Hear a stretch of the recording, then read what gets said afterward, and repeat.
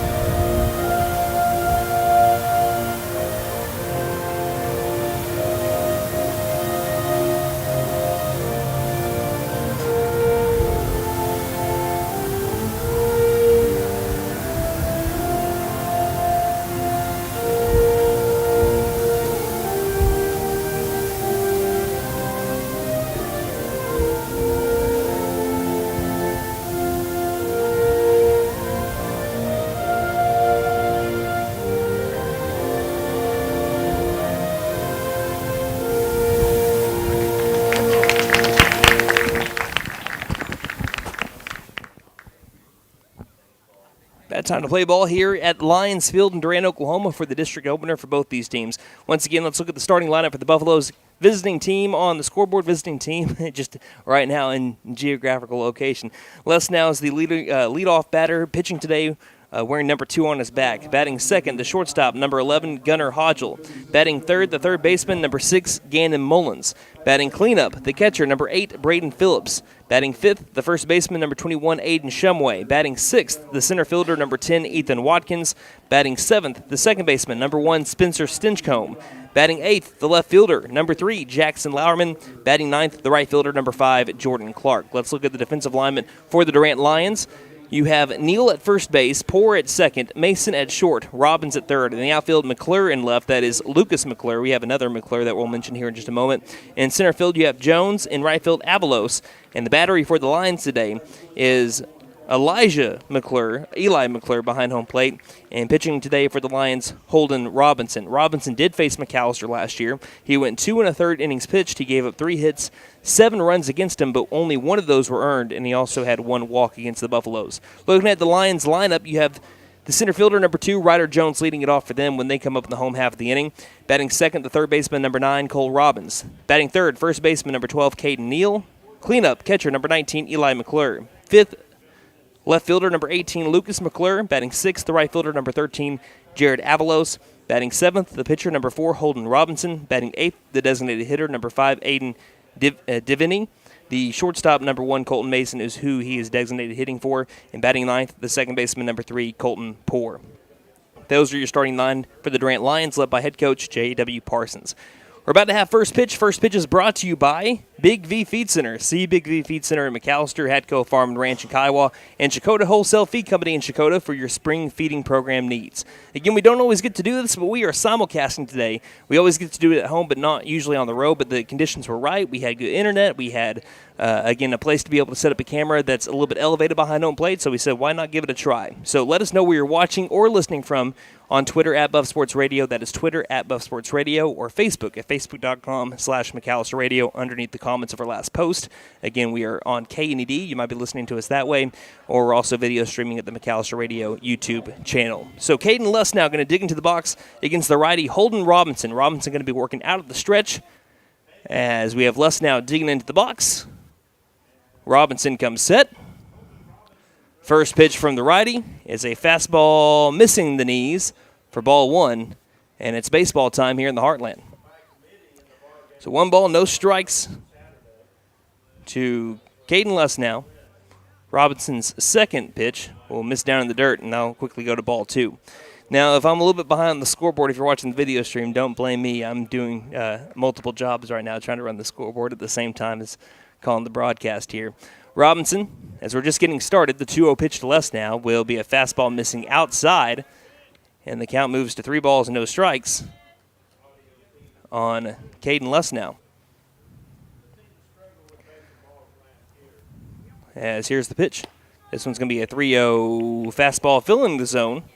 Hitter's count still for Les now, who in the season opener went 0 for 3 but reached on an E5 in his second plate appearance. Also grounded out to third and flew out to second. The 3-1 is nearly going to hit him. He runs in on him. He'll take his base as the Buffaloes have a leadoff walk. So the thing that really doomed the Lions last year, again, they were a team that gave up a lot of free passes. They gave up a total of 260 free passes, 183 walks, and 77 hit-by pitches, and just about 192 innings pitched. That's almost 1.5 walks per inning. Les now's over at first base. He stole a base, and he will not attempt this one as it goes into the dirt. Good job by McClure behind home plate, keeping it in front, as that is ball 1 to Gunnar Hodgel, who drove in Les now back last Friday. On an RBI single to right center field, he advanced to second on an E8. He went 1 for 3 that day with a ground out to short and also a strikeout. Les now takes off for first. He's going to be picked off. They're going to throw to second, but is it in time? He balked first. There was a balk by the pitcher, so it wouldn't have mattered if he would have gotten Les now. He took off. He was going on timing there for Les now. He's trying to time up the pitcher. Took off. They would have had him if he would have stepped off well and then made the throw. But it's a balk by the pitcher Robinson and allows Les now to get into scoring position here early with the count 1-0 for Gunnar Hodgel. who did really well last year with runners and scoring. The next pitch is going to be in the dirt. Lesnow tries taking off for third. The throw down to third is going to be in time. Lesnow is trying to push his luck, and he advanced to third, tried to advance to third on a ball that was in the dirt, was reading it in the dirt, but Eli McClure kept it in front and fired down over to third base to take out Caden Lesnow, and that's out number one. We have no score between the Lions and the Buffaloes, just getting started here in the top of the first in this district matchup. Now the bases are clear for the Buffaloes. Hodgel still has the count in favor for him. As the 2-0 is going to be a ground ball right side. It's going to get through the first baseman. Neal, with the sun in his eyes, rolls into the right field area. And I think that's more than likely, I think that's going to end up being called a hit. It was right there off the right side. It would have been a pretty good backhand. Probably a play that Neal feels like he should have made, but still, I think that the Buffaloes and just the score in general is going to give them the benefit of the doubt on that one to give Gunnar Hodgel a hit. As it brings up Gannon Mullins, he grounds over to the third baseman. That's booted by the third baseman, Robbins. Picks it back up, throws over to first. In time to be able to get the out. The throw down over to second. Sails over into the left field area. Hodgel gets up. Are they going to be able to score him from second? I think they will. Hodgel's going to score from first to home on a ground out to third base. And that's how the Buffaloes take the lead here in the top of the first inning.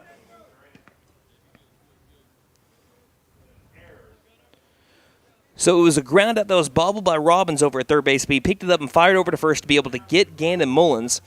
Neal threw over to second, where Hodgel was trailing off after he advanced over to second. It sailed into left center field, and Hodgel was able to score from there. As here's another first pitch swing, and this is going to be a foul ball by Braden Phillips down the third base line. So now there's 2 down for McAlester in the top of the first inning, leading 1-0. Count is 0-1 on Braden Phillips. Robinson kicks and fires the pitch.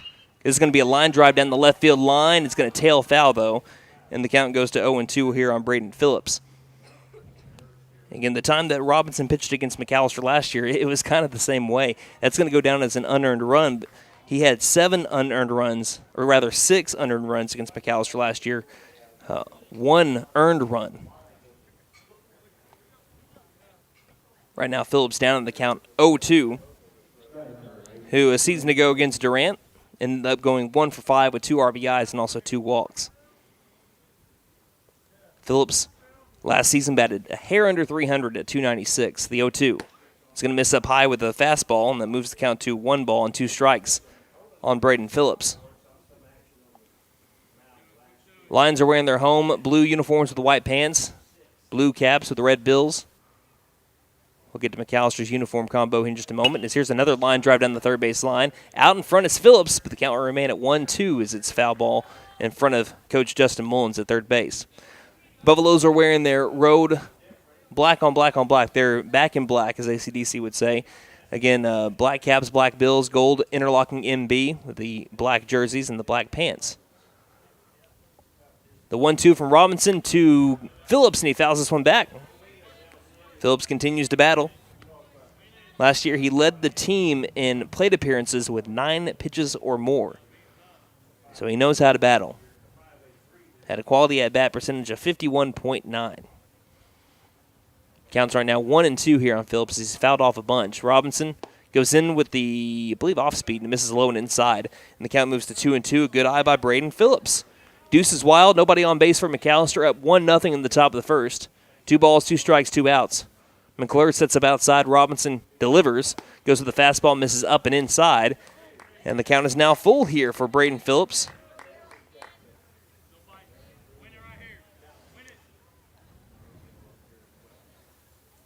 Robinson. Here's the 3-2. Fastball catches the knee, strike 3.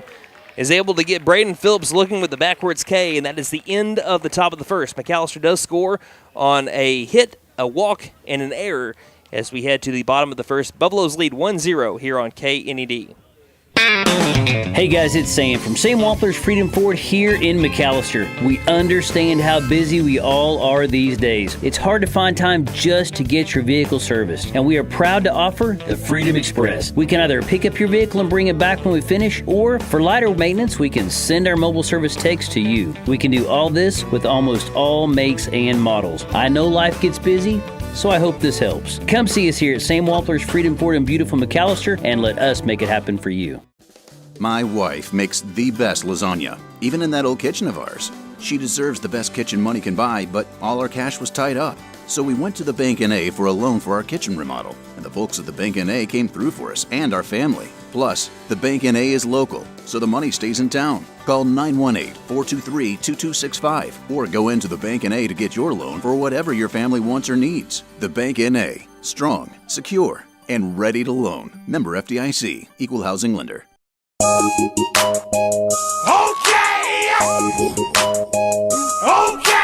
Tire and Auto says come meet our new owner, Dylan Hackler. We're a Michelin dealer and we're stocked up with Cooper, Toyo, Hankook, and Max's Buckshot Mutters and Farm and ATV tires. Tire light on? We can fill your tires with nitrogen. We do brakes, alignments, struts, and oil changes too. You'll appreciate our fast, friendly service. All work's guaranteed and estimates are free. OK Tire and Auto, 801 North 1st, McAlester. Call 918-423-2121. Good luck, Buffs. Have a great season.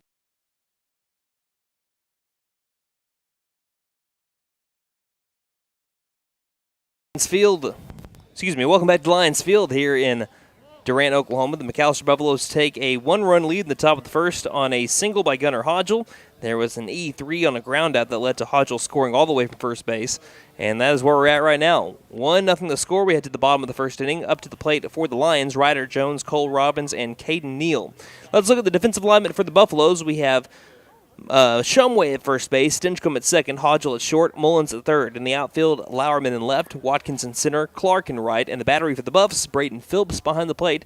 And pitching today, making his first start of the season, Caden Lesnow had a 3-5 record, but a 2.56 ERA in 54 2/3 innings pitched, 53 strikeouts to 6 walks, which is just phenomenal there for the now senior, and had a 258 batting average against him. He'll be up against Ryder Jones, the center fielder number 2. Jones last year went 1 for 4 against McAlester with a strikeout and a walk. Here's Lesnow's first pitch of the 2024 season, and it's going to be a check swing, but it's going to be outside, ball 1. Righty-on-righty matchup here between Jones and Lesnow. Lesnow had one start against the Lions a year ago. That was back over in McAlester. The 1-0, curveball that misses up and inside, and the count now runs quickly to 2 balls, no strikes on Jones. Lesnow in that start against the Lions, that was 4 innings pitched, no earned runs, 4 strikeouts to 2 walks, and 2 hits against the then junior. Wind up from Lesnow and the 2-0. Tries to go with the fastball to get back on track, and it misses low outside. And just like we had with Holden Robinson back on the top of the first inning, it's a quick 3 balls, no strikes against the leadoff hitter. Lesnow quickly gets his calls from Phillips. Here comes the 3-0 pitch. Fastball right down Broadway, strike 1.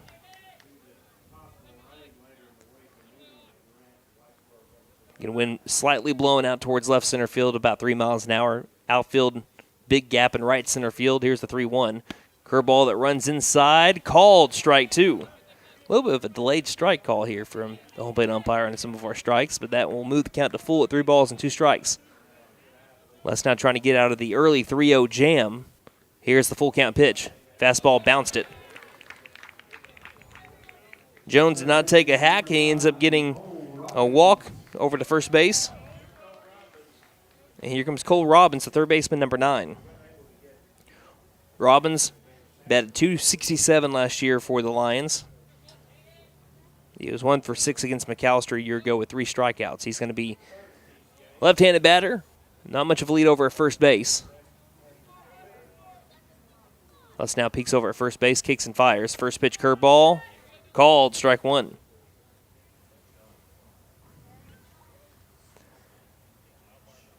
Again, like it is over at McAlester, right side of the field here, battling the sun. That's kind of what happened over at first base with Neal back in the top of the first inning on a ground ball. Lesnow picks off over to first. To Shumway, applies the tag, but definitely not in time. Again, count 0-1 here on the third lefty that the Buffaloes have faced this year, Cole Robbins. Open stance. Pretty far back in the box. Still not a huge lead at first. Here's the 0-1 pitch. It's a called strike on the outside corner. So Les now changing things up a little bit. Now starting off this count 0-2. He was great on first pitches a season ago. Caden Les now threw nearly 70% of his first pitch of each at-bat for strikes. Counters are right now 0-2. Runner takes off for second. The pitch is outside. The throw down to second is in time. He got him. What a strike from Braden Phillips down over to second base. Erasing Ryder Jones from the base paths, and that will lead to the first out of the bottom of the first inning. Great throw from the catcher, Braden Phillips. And now Les now gets to work back out of the windup. Here's the 1-2. Curveball, outside corner, strike three. Got him looking. Sit him down, throw it around. 2 down here in the bottom of the second inning. And that will lead to Caden Neal coming up to the plate. So walk, throw out at second base. Robin struck out looking, and now Caden Neal for his first time up against the Buffaloes today, batting 3-hole. Wind up from Les now. That will miss up high, ball 1. Again, 2 down, nobody on. Neal went 0 for 5 against McAlester a season ago. Here's the windup from number 2 in the pitch. We have fastball missing outside. Les now like that one. Doesn't get the call, though. Count now 2 balls, no strikes.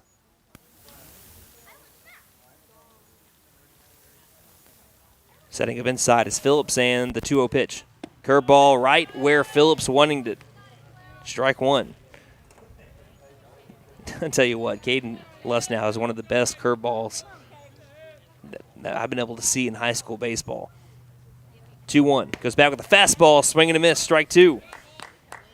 The way he can combine it with a fastball like that. Starting quarterback for the McAlester Buffaloes the past 2 seasons, Caden Les now. First start of his senior year. The 2-2 from Les now. Curveball just missed the lower part of the zone. Thought about it was Caden Neal, the righty, but laid off. Good eye. And the count moves to full at 3 balls and 2 strikes. Another walker not here for Caden Neal. Les now winds and deals the pitch. Fastball right at the knee. Strike 3 got him looking. Back-to-back strikeouts from Caden Les now, both backwards Ks. Ends the bottom of the first inning. Buffaloes lead 1-0 heading to the top of the second here on KNED. Fitting Madness is here, so brush up on your free throws and come shoot for TTNL. You get 2 shots. Sink one and we pay for half of your TTNL. Sink both and Fit Nissan pays for all of your TTNL. Hurry up and shoot. Nothing but net. Don't forget to tell them Maddie sent ya. Fenton Nissan is your best deal dealer. Learn more at fentonnissan.com. Angel's Diner, Steakhouse, and Pub serves great breakfasts all day and juicy burgers too. Angel's Diner also serves brick oven pizza on Friday and Saturday nights from 5 p.m. to close. Angel's Steaks are certified Angus beef, and the pub offers beer, wine, and mixed drinks. Breakfast, lunch, and dinner make it Angel's Diner, Steakhouse, and Pub. 1402 South George 9 Expressway, McAlester. Call 918-423-2633. Open Monday through Saturday, 7 a.m. to 9 p.m. Sundays, 8 a.m. to 2 p.m. Like us on Facebook.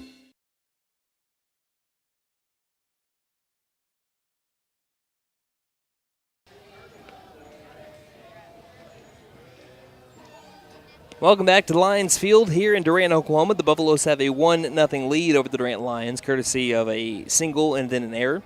The only person with any hits for McAlester so far this year is Gunnar Hodgel. He had one against Union back on Friday, and he had one to begin the game for the Buffaloes today. Buffaloes are going to try to get a little bit more offensive production here in the top of the second inning. There'll be Aiden Shumway, Ethan Watkins, and Spencer Stinchcomb trying to get it done. Now, they hit the ball really well in their scrimmages. They won every single one of their scrimmages that they had and put up a lot of runs in each one of them.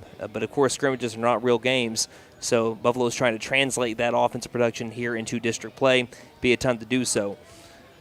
So here's the third down over to second base as Aiden Shumway will dig into the box. Again, Shumway in limited time last year batted .233, but almost a .300 on base percentage. Made a lot of contact, though. Didn't strike out a whole lot. He just, again, hit the ball to where the opponents were. Wind is blowing slightly out, like we mentioned, to left center field. The sun continuing to set over here near the Red River over here in Bryan County. Robinson, righty working out the stretch, toes the rubber once more. Come set, and here's the first pitch of the second. It's going to be a fastball. Robinson has found his groove. That's going to be a called strike above the knees to begin the second.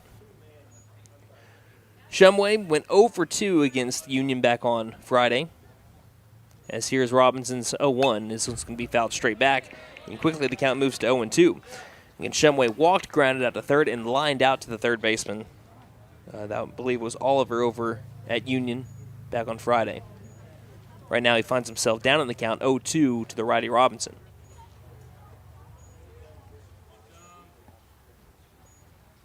And the pitch. This one's going to be bounced into the catcher, McClure. And the count runs 1 ball, 2 strikes. And this is the first of 2 games that these two teams will play against each other at least this year. Sometimes we end up having 3, maybe even 4, depending on what happens with regional play. So here's the 1-2 from Robinson.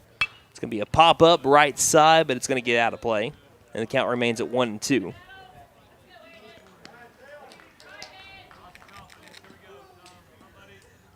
But the Buffaloes will again play the Durant Lions tomorrow at 5:30. That will be at Mike Deke Field. It will also be the home opener, so we encourage you to make it on out. Cheer on the Buffaloes. Robinson's 1-2. Ground ball left side. It's getting a lot of action here early. Robbins fields it cleanly, throws across the diamond over to the first baseman, Neal, in time for the 5-3 ground out. So Buffalo's putting contact on the ball here early, just not really getting a ton of hits. Hodgel had an inside-out swing that just went to the right of the first baseman, Neal. Ethan Watkins now comes up to the plate. He went 2 for 5 against the Lions a year ago, was hit by a pitch twice, and also walked. Looking for his first hit of the season. First pitch from Robinson. It's going to be a fastball low outside, ball 1.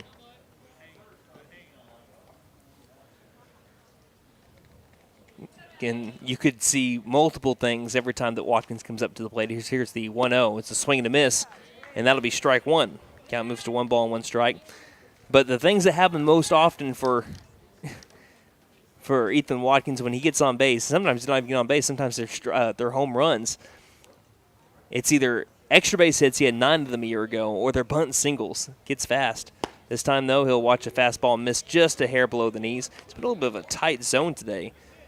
Les now wanted a couple of strikes in the bottom of the first inning. Robinson, a couple of pitches already here so far, I thought they could have been called strikes. Here's the 2-1. It's going to bounce into Watkins, and the count moves to 3-1. That's the thing about Watkins. Again, if you ever watch him during football season, you know how fast he is. He led the team with 29 stolen bases a year ago and was only caught stealing twice. Counts right now 3 balls and 1 strike on Watkins. And the pitch. This will be a fastball below the knees, and that'll be ball 4. So I'll lead to Watkins getting over to first base. Now the Buffaloes were nearly picked off once. They were thrown out over at third base, which this is also wild about Les now. He was not thrown out at all last year on steal attempts.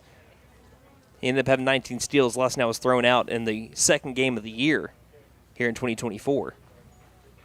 Watkins with a good lead, not going to take off here. Here's going to be a pop-up behind home plate and out of play. And that'll be strike 1 here on Spencer Stinchcomb. Batting 7th today, the second baseman, number 1. Stinchcomb looking for his first hit against the Lions varsity-wise in his career. Went 0 for 7 a year ago, pick off over to first. And sliding in safely here is Watkins. Coach Meadows over there at first base trying to get out of the way as the throw is a little bit to the left, but snagging it was Neal. Counts 1-1. This one's going to be in the dirt outside, ball 2.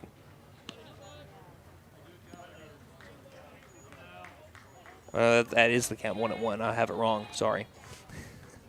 I'm trying to do multiple things. I'm trying to keep up with the scoreboard here on the video stream as well. Great jump by Watkins. The ground over to third base. He's going to take second easily. Robbins throws over to first. It's off the bag. He tags Stinchcomb to be able to get the out.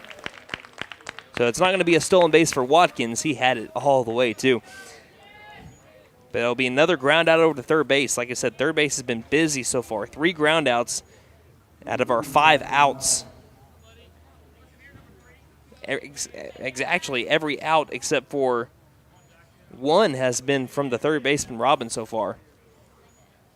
As now Jackson Lauerman digs into the box with a runner in scoring position, leading 1-0 as he's going to take a hack at this one and tip it back into the glove of McClure for strike 1. You got Watkins over at second, Lauerman at the dish. 1-0 lead for McAlester in the top of the second. Here's the 0-1 with 2 down. It'll be a fastball low outside to run the count to 1 ball and 1 strike.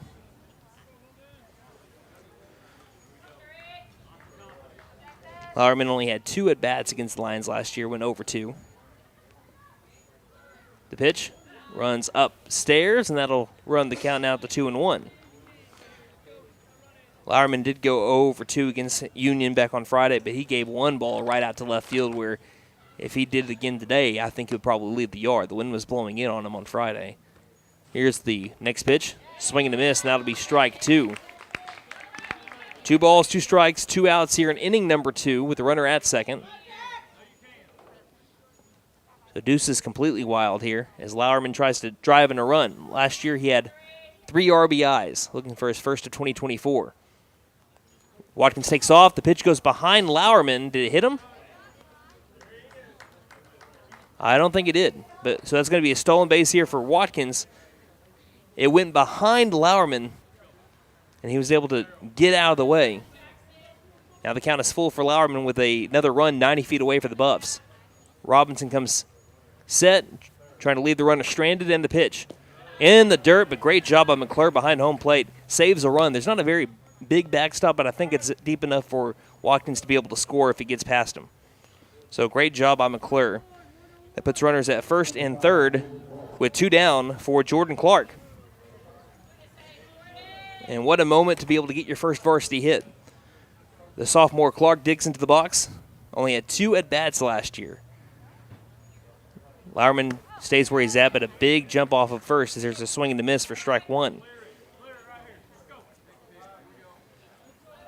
Jordan Clark's another guy who can barrel up the ball really well and has got a ton of speed. Here's the 0-1. Lauerman takes off for second. The pitch is going to be a swing and a miss for strike 2. Lauerman takes second easily. The ball got away from the catcher McClure for a moment, but again, not nearly far enough for Watkins to be able to take home. So now Clark has got 2 runners in scoring position. Watkins at third, Lauerman at second. With the Buffs leading by 1 here in the top of the second. 1-0. The pitch. Fastball in the dirt. Clark watches it bounce and watches the count run to 1 ball and 2 strikes. Robinson takes a deep breath. Out of the stretch, lifts his leg and the pitch. A fastball up and outside. Count moves to 2-2. This is the first time this year that the Buffaloes have had more than 1 runner on the base pass. Now they've only had 1 other game so far, but still worth mentioning. 2-2 to Clark. Be in the dirt again. And the count goes to full, 3 balls and 2 strikes. Again, runners are going to stay put. There's no one over at first base, so they're not running on the pitch. Top of the order is up next. Caden Lesnow walked his first time up. So here's a big 3-2 pitch. It's going to be a fastball low, and that's going to be another walk. So Clark works from 0-2 to a walk, and now load the bases for Caden Lesnow. This Bases Loaded alert brought to you by Pop's Kettle Corn. Choose your flavor of kettle corn or try their freshly made pork rinds at Pop's Kettle Corn in Old Town. Sounds like a good treat there. So bases loaded for Lesnow, looking for his first hit of the year. Walked his first plate appearance. Bases juiced for him with 2 down and a 1-0 lead for McAlester. He swings at the first pitch and pops it up out of play behind the press box. So the count runs to 0-1 here on Lesnow. Looks like he chased that pitch a little bit kind of up and in, or rather up and outside. Robinson, the 0-1, will be low and outside. Again, McClure doing a good job of keeping it in front, and the count moves to 1 ball and 1 strike. Buffalo's trying to put some early pressure here on the Lions. Again, only leading by 1 right now in the top of the second. Robinson delivers the 1-1, ground ball left side, and it'll be once again foul in front of the Durant dugout. The count moves to 1-2. Les now, for the guys returning, leads the team in RBIs from a season ago at 31. And batted .311 with runners in scoring position, batted .325 on the season itself. Counts right now 1-2 with Juiced. Robinson delivers. Curveball, outside corner, got Les now looking. He doesn't like the call, but that is what it will be. And Robinson leaves them loaded. The Buffaloes still only up 1-0 as we head to the bottom of the second inning. Again, 1-0 our score here on KNED. Hi, my name is Gail, and I invite you to T&W Tire, an Oklahoma-based company formed in 1987. In 2020, T&W Tire acquired the McAlester location, where Doug and I have worked for over 20 years, providing service to McAlester and the surrounding areas. Our trained technicians continue to provide quality service for brakes, suspension, and alignments, along with 24-hour road service. We carry Goodyear, Michelin, and many other brands to fit your budget. Stop by T&W Tire, Highway 69 and Peaceable Road, McAlester. Call 918-426-6571. Go Buffs! Beat the heat with American Standard Heating and Air Conditioning and Freeze and Flare, your local champs for cool perfection. Proud McAlester Buffalo supporters. Score with financing offers upon approved credit. See dealer for details. Call 918-217-8785 or visit freezeandflare.com to hit it out of the park. Licensed, bonded, and insured. Freeze and Flare, your home comfort, home run. License number 001-44485. Here at Reagan Auto, we offer a variety of services for your vehicle needs. AC and heat repair, brakes, tires, front end repair, alignments, electrical repair, and everything in between. We are proud to offer a select line of engines and transmissions backed by a 3-year, 100,000-mile nationwide warranty. Give us a call at 918-715-3236 or stop by and speak to one of our advisors about how we can help. 306 East Wyandotte in McAlester. From the team at Reagan Auto, thanks for your business. So the Buffs left them loaded in the top of the second inning. The score is still 1-0 advantage MHS as the Durant Lions come to the plate. Again, it is going to be Lucas McClure, Jared Avalos, and Holden Robinson up for the Durant Lions. This is Brandon Green bringing you McAlester baseball all season long. Every game of the Buffalo season will be here on KNED, 1150 AM, 98.3 FM, online at McAlsterRadio.com, and on the KNED tab. There will more than likely only be a handful of games, if that, will be able to video stream on the road. But again, there was perfect conditions over here in Durant, good internet and a good place inside the box, elevated to where you can see almost the entire field on the video stream. So we gave it a go today, so you can also watch this game at McAlester Radio's YouTube page. Up at the plate, catcher Eli McClure. Here's the first pitch to McClure to lead off the bottom of the second, and it's well outside, ball one. McClure was, based off of batting average, the second best batter for the Lions a season ago, hit .346. Here's the windup and the 1-0 pitch to Eli McClure, and it's going to be low and inside, and the count moves to 2-0. McClure went 1 for 5 against McAlester a season ago with an RBI. Buffaloes beat the Lions last season here in Durant 9-2, and then back at McAlester 13-0 in 5 innings. Here's the 0-2. It's going to be fouled straight back, and it now moves to 2-1 here for the righty McClure. Again, Caden Luss now on the bump today for the Buffaloes. Lights have come on over here at Lions Field. There's the windup and the 2-1 pitch. Curveball, just a little bit inside. And the count moves to 3-1. It's a pretty decent spot there for Les now, but does not get the call. Count now. Hitter's count here for Eli McClure. Every ball put in play so far today. That upstairs, and obviously Les now is not liking where he's planning on the mound right now. That's his second walk of the day. He only had 16 in almost 55 innings a season ago. Only walked 2 Durant batters last season. That's his second walk of the day. That one's Eli McClure. Now coming up to the plate, the left fielder, number 18, Lucas McClure. As we have a courtesy runner in for the Lions, and that's going to be number 7, Stephen Menard. Lefty up the plate, Lucas McClure. Runner at first base, nobody out.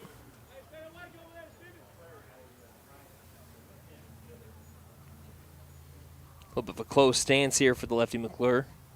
Right up against that chalk. First pitch flies it left, out of play, over towards the softball field. So far, Les now has kind of used the left-handed batter to get himself back into a groove. Again, he led off the bottom of the first with a walk to a righty. Cole Robbins, a lefty, stepped up, and he ended up getting a strikeout. That was McClure, who was a righty, and now Lucas McClure, the lefty, starts it off with a strike. 0-1, going to be a line drive towards center field. It's going to drop in. It's going to be a three-hopper towards Ethan Watkins, and that will advance the runner over to second base. So a good piece of hitting by Lucas McClure for the Lions' first hit of the evening. That puts runners at first and second, tying run in scoring position for the Lions. And up at the plate, the right fielder, number 13, Jared Avalos. Avalos went 0-for-3 against the Buffs last year with 2 walks.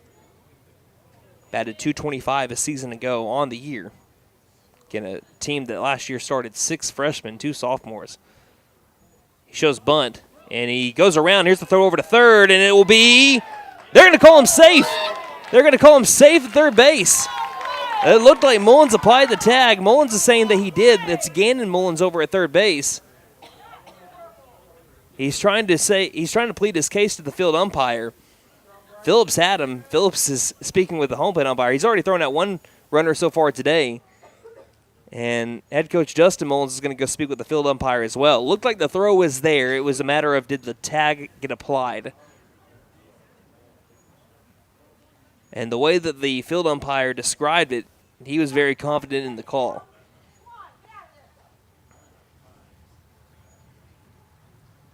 They're going to say the pitch was a strike. So we have a runner at first. The runner did not follow the other runner on the throw.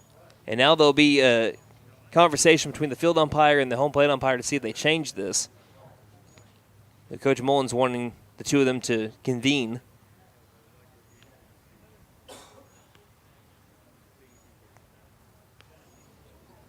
Yeah, like I said, it looked like it was in time, just if the tag was applied.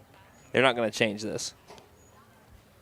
So you're going to have runners at first and third with nobody out. Buffalo's in some early trouble here. A fly ball into the outfield should score a run and tie it up. It's 1-0 right now, bottom of the second inning between the Lions and the Buffs here in this district opener.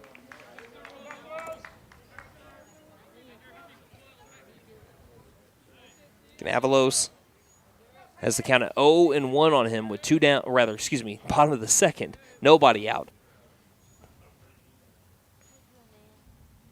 Outfield still playing average depth. Infield, corner infielder's a little bit further in. The runner takes off for second early. He's going to get to second easy. He took off a good second before Les now let go of that ball. And the count now moves to 1 ball and 1 strike. Here for the righty Avalos. 1 base hit should be able to give the Lions the lead. The infield's going to come in on the infield grass. Here's the 1-1 pitch. Curveball catching the letters, and that'll be strike 2.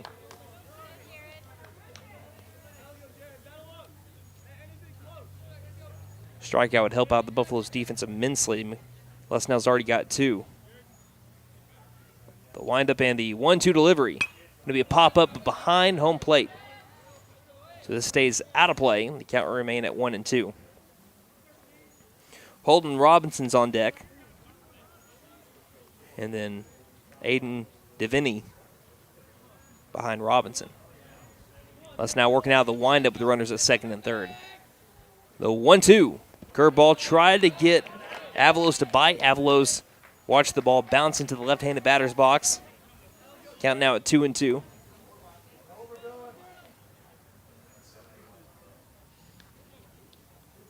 So 2-2 the count from number 2. The pitch. Ground ball that's going to hit off of the...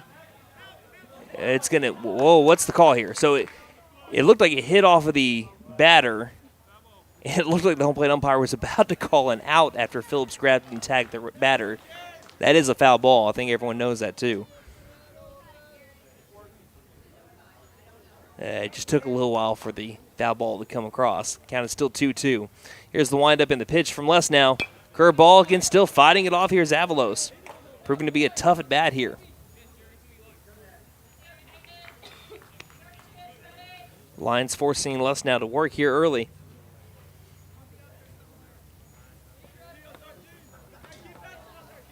Les now with the glove right in front of his face. The windup and the pitch again. This one's going to miss outside. The count moves to full at 3 balls and 2 strikes. One pitch away from loading up the bases with nobody out.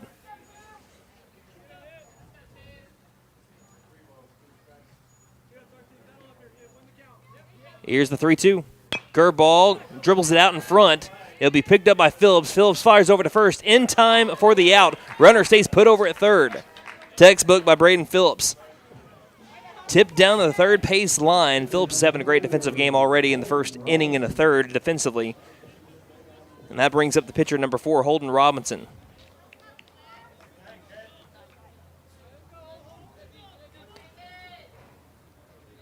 Infield still in on the infield grass. Again, it's not turf here, unlike it was at Union and at McAlester. It's infield grass and then the dirt around the field.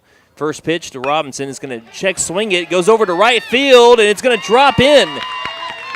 1 run is going to score. We're going to tie up the game. Clark gets it in quickly, and that will advance a runner over to third base. It was a check swing by Holden Robinson. Didn't even want to go around, and it's a line drive base hit to right field to tie it up.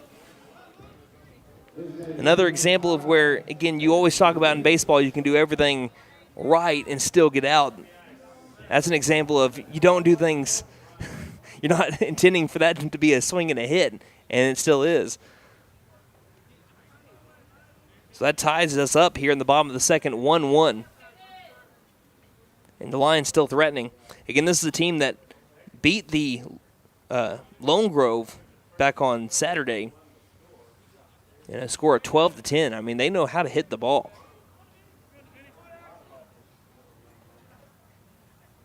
First pitch to Deviney. Runner takes off for second. The pitch is high. The throw back over to the pitcher, Les now, trying to see if the runner at third bites, and he does not.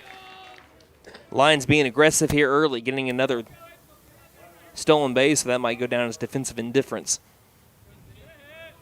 Count 1-0 with 1 down. So here comes the pitch to Deviney. Checks at it, but holds up, and the count now moves to 2-0. Again, we're talking about how last year Les now started off a lot of batters with strikes. So far, it's been his problem so far today. He's already walked 2, and he's a couple of batters, 2 or 3 of them already started off deep in the count. So here's a ground ball to the left side, fielded by Hodgel. He's going to come home with this. The runner does. That's an easy tag, and that'll be an out over at the plate. Runner tried taking off for third early. Hodgel handles it well and fires to Phillips for out number 2. We're still tied.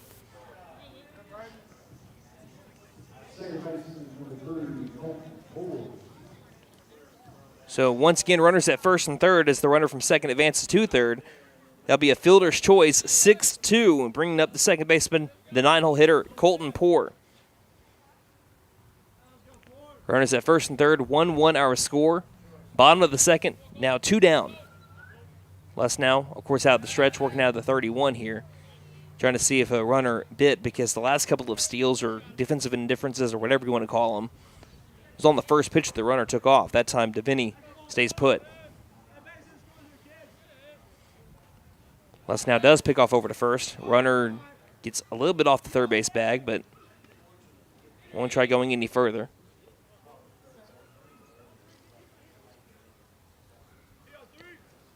Buff's trying to get out of the jam here.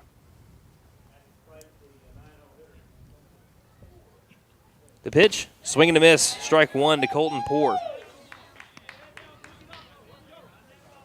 Les now's got 2 strikeouts and 2 walks so far today. The Buffaloes have had 1 hit so far at the Lions, but 2, one of them an RBI single by Holden Robinson to right field. Les now comes set and delivers again. Curveball that will miss the letters. It'll move to 1-1. Still, Deviney staying put at first.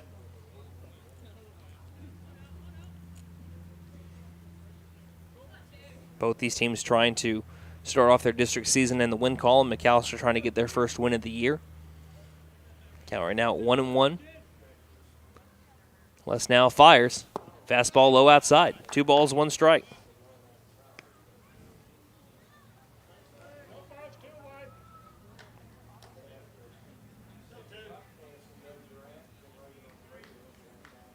Buffaloes trying to keep this game tied. Some nifty defense has been able to keep this game at just 1-1 instead of a Lion lead right now. McAlester left them loaded in the top of the second inning. Les now gets the signs from Phillips and picks off over to first.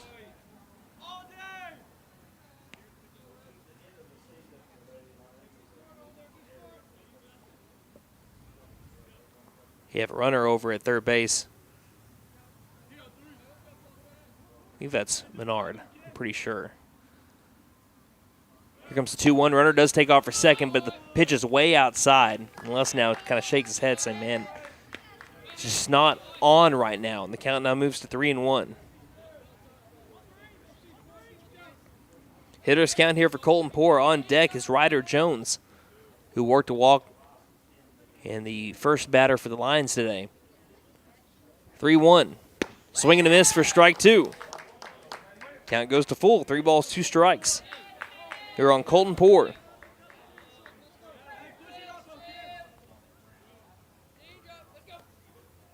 Big pitch coming up. The windup and the 3-2. Curveball hit him in the arm. And Coach Mullins wanted to say that the batter leaned into it. I know it wouldn't have been a strike if it would have fell probably, but they're going to say that. Oh, no, that they do change it. The home plate umpire says that he did lean into it. That's end up being an out. They're going to change the call here this time, and that will lead to the end of the inning. Instead of bases loaded with the top of the order coming up, that'll lead to an out saying that Poor leaned into the pitch. So we head to the top of the third inning in a tie game, 1-1 our score. You're listening to McAlester Baseball here on KNED. Here at Reagan Auto, we offer a variety of services for your vehicle needs. AC and heat repair, brakes, tires, front end repair, alignments, electrical repair, and everything in between. We are proud to offer a select line of engines and transmissions backed by a 3-year, 100,000-mile nationwide warranty. Give us a call at 918-715-3236 or stop by and speak to one of our advisors about how we can help. 306 East Wyandotte in McAlester. From the team at Reagan Auto, thanks for your business. Hey guys, it's Sam from Sam Wampler's Freedom Ford here in McAlester. We understand how busy we all are these days. It's hard to find time just to get your vehicle serviced, and we are proud to offer the Freedom Express. We can either pick up your vehicle and bring it back when we finish, or for lighter maintenance, we can send our mobile service techs to you. We can do all this with almost all makes and models. I know life gets busy, so I hope this helps. Come see us here at Sam Wampler's Freedom Ford in beautiful McAlester and let us make it happen for you. Welcome back to Bryan County here, the home of the Choctaw Nation, as the McAlester Buffaloes are tied up with the Durant Lions 1-1. There was a score in the top of the first by the Buffaloes, and then in the bottom of the second, Lions tied it all up. We head now to the top of the third, and it'll be the heart of the order up for the Buffaloes. Gunnar Hodgel, Gannon Mullins, Braden Phillips. Hodgel, the only person to record the 2 hits for McAlester so far this year. He is going to be leading it off. And now looks like the sun won't be a problem anymore for any of our fielders today. It looks like it is now set beyond the hills over here towards our left.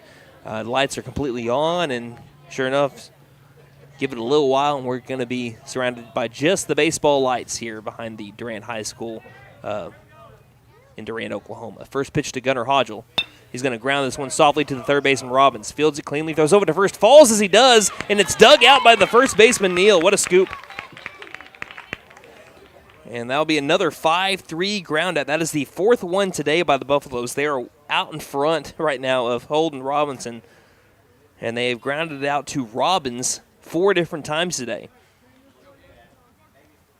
And when you look at all the outs, 5 out of the 7 outs McAlester has given up now so far to the Lions have been at third base. There have been the 4 ground outs. There's been a throw out over at third. As here's Gannon Mullins watching a called strike on the outside corner. Again, 1-1's our score. Top of the third with 1 down, nobody on. Here's the pitch. Curveball, fly ball left field. Going back a little bit, but it looks like it'll stay in the yard as McClure gets underneath it and makes the catch for out number 2. First time that the Buffaloes have put the ball in play that has resulted in neither a single nor a ground out to third. So a quick 2 outs brings up Braden Phillips, who struck out looking his first time up.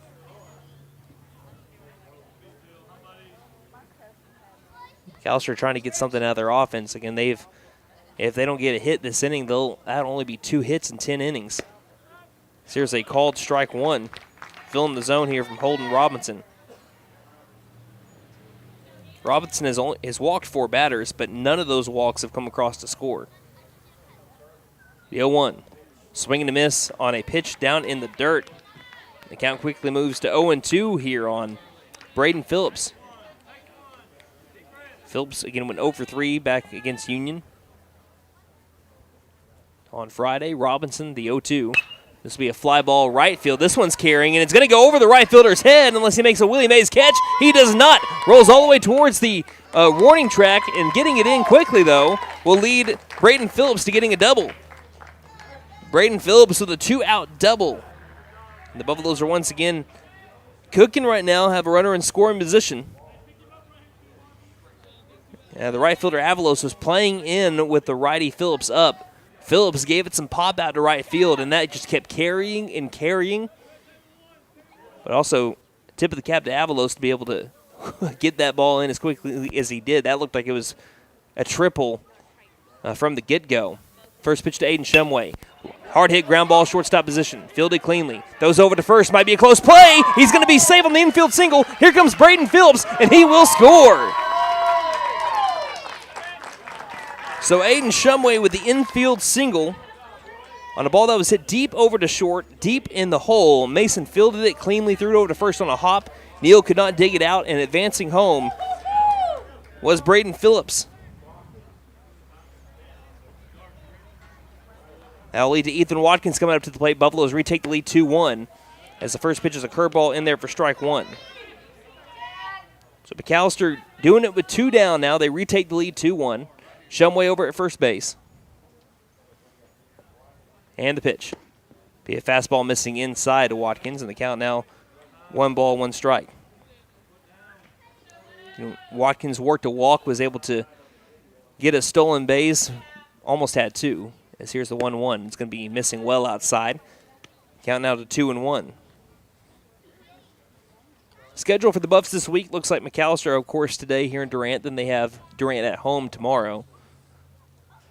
So here's the 2-1. Going to be fouled off at the plate, and now it's 2-2. They have Durant tomorrow in the home opener at 5:30 back at Mike Deek Field. Then they hit the road once again for Salisaw on Thursday. If that happens, right now a lot of rain in the schedule. So we have the 2-2. Shumway takes off for second. The ball is going to be dug out, but taking second will be Shumway. So now a runner in scoring position here for Ethan Watkins.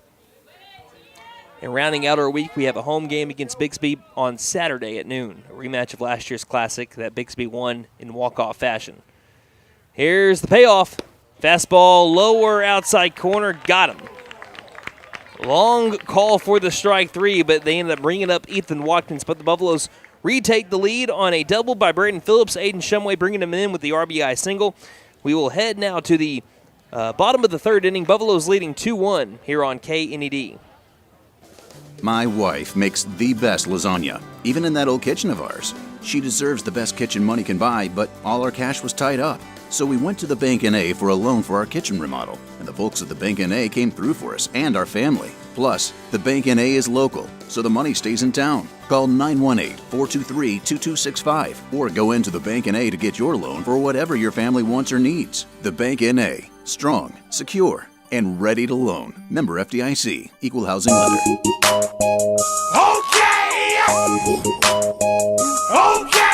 Tire and Auto says come meet our new owner, Dylan Hackler. We're a Michelin dealer and we're stocked up with Cooper, Toyo, Hankook, and Max's Buckshot Mutters and Farm and ATV tires. Tire light on, we can fill your tires with nitrogen. We do brakes, alignments, struts, and oil changes too. You'll appreciate our fast, friendly service. All work's guaranteed and estimates are free. OK Tire and Auto, 801 North 1st, McAlester. Call 918-423-2121. Good luck, Buffs. Have a great season.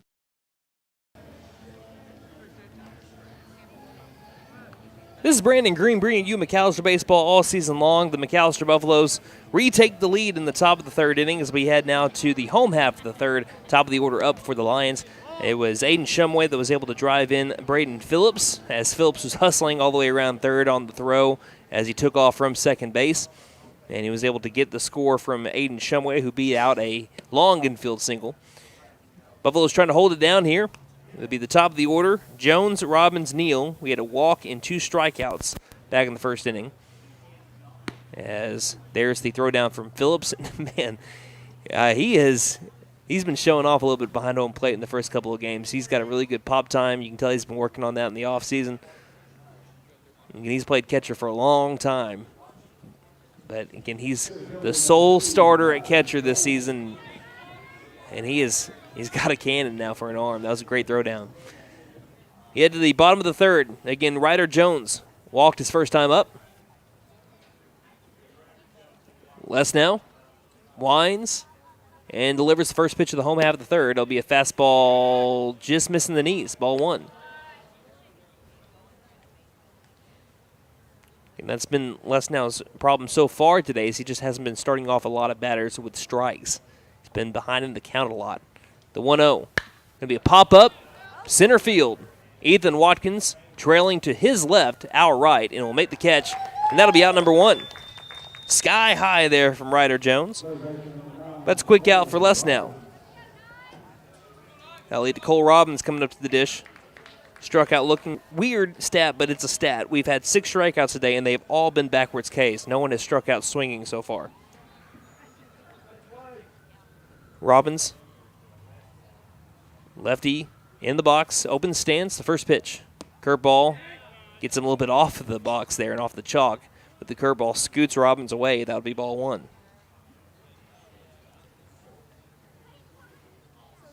Buffaloes are up again by a run if you're just now joining us and you're on the radio. Here comes the 1-0 pitch. Fastball that misses outside, and that'll be ball 2. Again, a lot of at-bats here for Lesnow, starting them off with balls. And that's what's made Lesnow so good over his 4-year career with McAlester Buffaloes is his ability to fill the zone. 2-0. This will be a changeup. Catches the outside corner, and that'll be strike 1.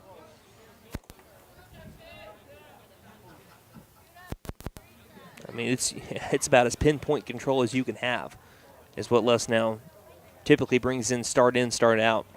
2-1 pitch. Going to be a ground ball, softly hit towards the pitcher. Lesnow, he knocks it down, throws it over to Shumway over at first base. The first base in time for out number 2. And that'll lead to Caden Neal coming up to the plate. Struck out looking his first time up. Lesnow looking to complete the bounce-back inning here. Again, only gave up a run, but it could have been a lot worse. He was a pitch away from loading the bases.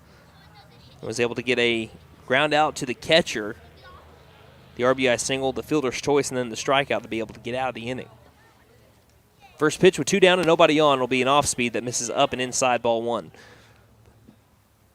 But obviously right now, just Lesnow trying to figure out the dirt on the bump, just his landing spot right now. It doesn't seem like he's confident with. As the next pitch will be a fastball missing a little bit outside. That'll be ball 2.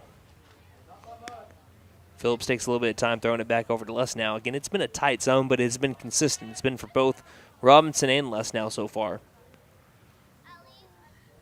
Here's the 2-0. Curveball, beauty, right down the middle, strike 1. It's got some of the best hook. 2-1's the count. The windup and the pitch. Going to be a ground ball left side into the hole. Trying to slide. Backhands it. No, he doesn't. Gets past Hodgel. And that'll end up being a base hit for Caden Neal. And that'll be the 3rd hit of the day for the Lions. That brings up Eli McClure. He walked his last time up.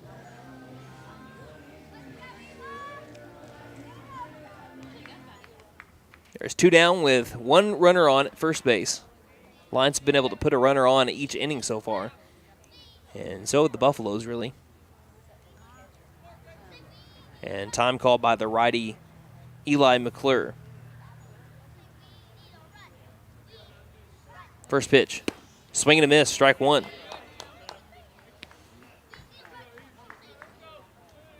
Next week, McAllister's going to be having Tulsa Edison. That'll be an earlier start time because, again, Edison doesn't have lights over in Tulsa. The 0-1, curveball in the dirt. Phillips, another great job keeping it in front, keeping the runner at bay at first base. So that'll be 4 o'clock next Monday and Tuesday. And that'll be the last district matchup until March 26th when we have a doubleheader against Memorial at Mike Deek. The 1-1. Curveball that misses. Oh, they're going to give him a called strike on the outside corner. I think Lesnot got away with one there. Now rode the left-handed batter's box, but he'll get the call and move the count to 1-2 with how tight the zone's been. That's really surprising to get that call there. 1-2. Fastball chasing, but it's going to pop it out of play, and it'll stay at 1-2.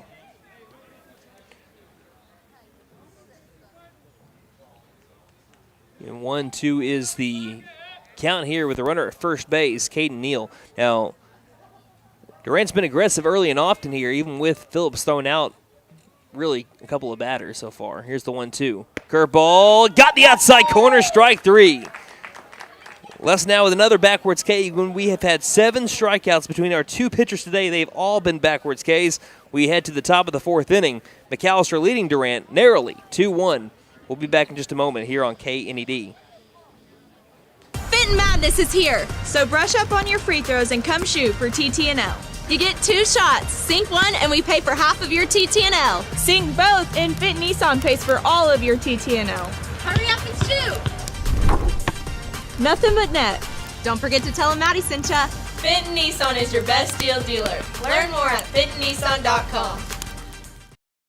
Angel's Diner, Steakhouse, and Pub serves great breakfasts all day and juicy burgers too. Angel's Diner also serves brick oven pizza on Friday and Saturday nights from 5 p.m. to close. Angel's Steaks are certified Angus beef, and the pub offers beer, wine, and mixed drinks. Breakfast, lunch, and dinner make it Angel's Diner, Steakhouse, and Pub. 1402 South George 9 Expressway, McAlester. Call 918-423-2633. Open Monday through Saturday, 7 a.m. to 9 p.m. Sundays, 8 a.m. to 2 p.m. Like us on Facebook. Hi, my name is Gail, and I invite you to T&W Tire, an Oklahoma-based company formed in 1987. In 2020, T&W Tire acquired the McAlester location, where Doug and I have worked for over 20 years, providing service to McAlester and the surrounding areas. Our trained technicians continue to provide quality service for brakes, suspension, and alignments, along with 24-hour road service. We carry Goodyear, Michelin, and many other brands to fit your budget. Stop by T&W Tire, Highway 69 and Peaceable Road, McAlester. Call 918-426-6571. Go Buffs! To the top of the 4th inning we go. McAlester leading Durant 2-1 here in Bryan County. The McAlester Buffaloes, again, in their 2nd game of the year. Same way for the Lions. Buffaloes 0-1. Lions 1-0, but the first district game for each one of our teams. It'll be the bottom of the order up for the Buffaloes. Spencer Stinchcomb, Jackson Lauerman, Jordan Clark. As Holden Robinson in for his 4th inning of work. The starter today, first pitch will be a fastball low inside, ball 1. That's how the 4th inning begins. Again, this is Brandon Green bringing you McAlester Baseball. Thank you for tuning in today. Spencer Stinchcomb grounded out to the 3rd baseman, like a lot of people have had so far today, as well have a fastball missed low outside, and the count moves to 2-0. The Buffaloes have had 5 outs at 3rd base so far today. 4 of them ground outs to 3rd, another one a caught stealing. As this one's in the dirt, and quickly the count moves to 3-0 here for Spencer Stinchcomb. Looking to get on base for the first time this year. He's put the ball in play every time he's come up to the plate. Only had 2 at-bats against Union. Flew out to right and then lined out to center field. See if he has the green light here on 3-0. And it doesn't matter. Got nailed right between the shoulder blades. He's going to feel that tomorrow. He picks up the bat quickly and makes his way over to first base. And that's always the worst there as a batter, is when you have the count at 3-0 and you're going to get on base anyway if it's a ball, and then you get decked.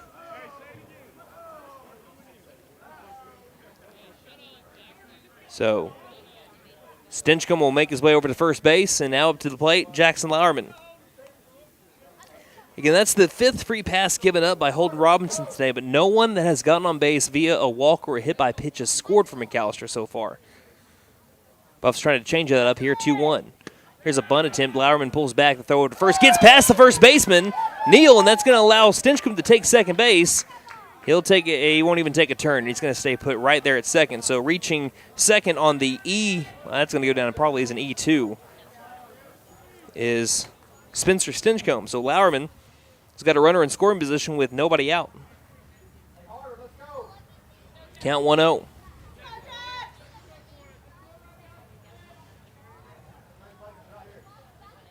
And the pitch shows bunt. Again, gets out of the way, and it gets behind the catcher.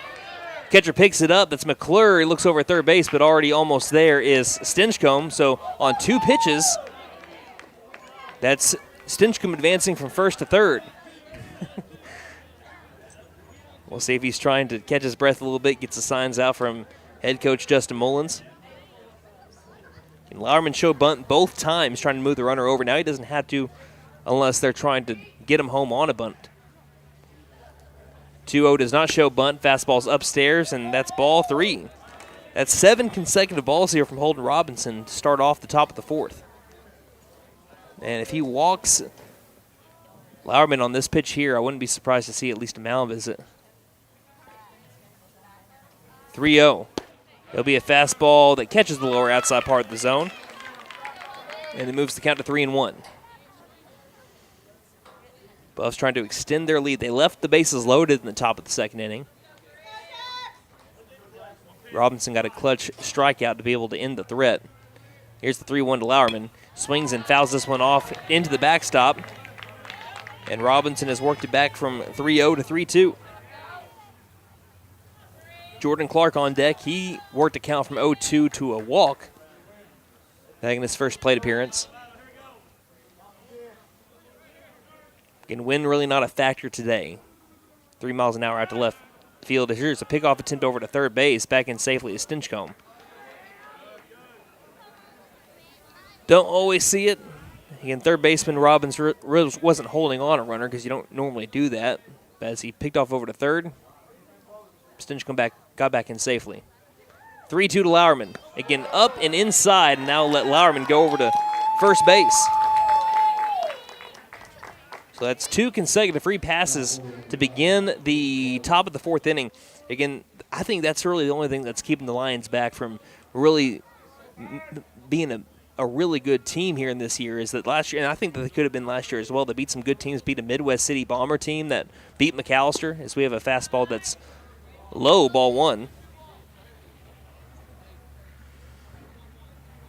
And they beat them 12-10, and like I said, they can swing the bat pretty well, but they had a lot of free passes given up last year. Trying to cut down on that. Buffaloes haven't been able to take advantage, though, of the free passes. Again, they're trying to score their first runner that was brought on by a walk or a hit by pitch. Here's a throw over to first. It's not in time. Back in safely, Lauerman. Lauerman, of course, has plenty of speed.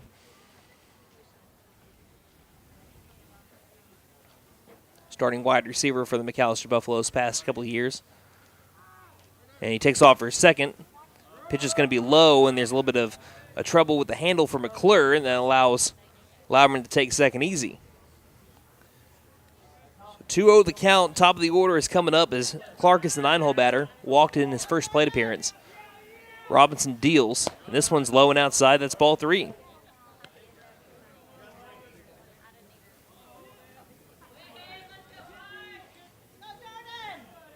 Righty on righty matchup. Robinson trying to work it back again. 3-0. And it's up and inside. Now load the bases. A hit by pitch, a walk, and then another walk has loaded the bases. And this bases loaded alert is brought to you by Pop's Kettle Corn. Choose your flavor of kettle corn or try their freshly made pork rinds at Pop's Kettle Corn in Old Town. Perfect snack for your baseball fans. We're going to also have a pitching change. We have a sponsor for them too, but we're going to announce it coming up after this break. You're listening to McAlester Baseball here on KNED. Beat the heat with American Standard Heating and Air Conditioning and Freeze and Flare, your local champs for cool perfection. Proud McAlester Buffalo supporters. Score with financing offers upon approved credit. See dealer for details. Call 918-217-8785 or visit freezeandflare.com to hit it out of the park. Licensed, bonded, and insured. Freeze and Flare, your home comfort, home run. License number 001-44485. Here at Reagan Auto, we offer a variety of services for your vehicle needs. AC and heat repair, brakes, tires, front end repair, alignments, electrical repair, and everything in between. We are proud to offer a select line of engines and transmissions backed by a 3-year, 100,000-mile nationwide warranty. Give us a call at 918-715-3236 or stop by and speak to one of our advisors about how we can help. 306 East Wyandotte in McAlester. From the team at Reagan Auto, thanks for your business. Hey guys, it's Sam from Sam Wampler's Freedom Ford here in McAlester. We understand how busy we all are these days. It's hard to find time just to get your vehicle serviced, and we are proud to offer the Freedom Express. We can either pick up your vehicle and bring it back when we finish, or for lighter maintenance, we can send our mobile service techs to you. We can do all this with almost all makes and models. I know life gets busy, so I hope this helps. Come see us here at Sam Wampler's Freedom Ford in beautiful McAlester and let us make it happen for you.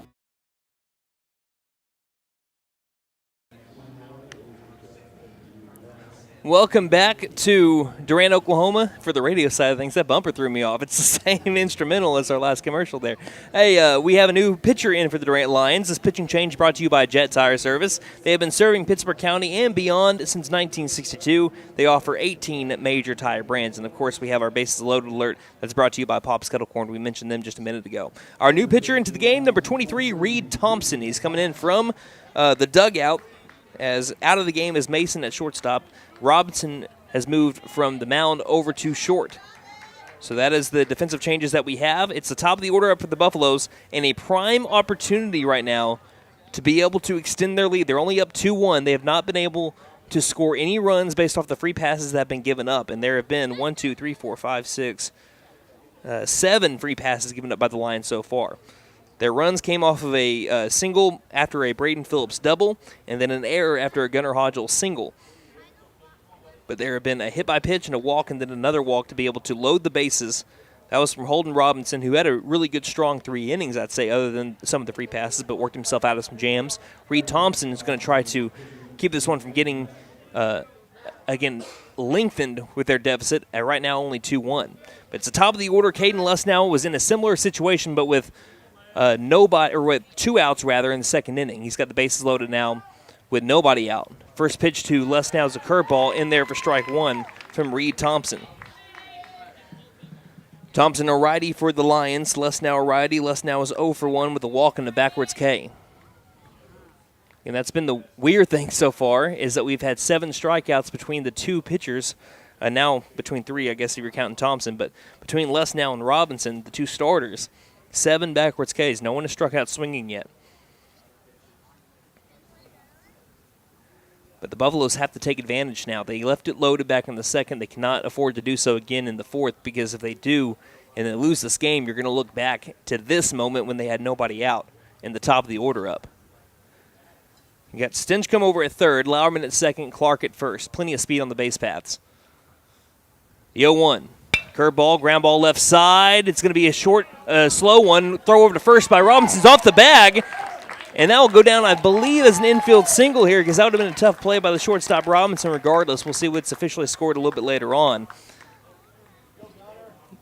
Again, it was a slow roller, not a whatever I said earlier, a slow roller over to Robinson at shortstop. Had to roll over to his right, got it rid of it quickly, but it took the first baseman Neal off the bag.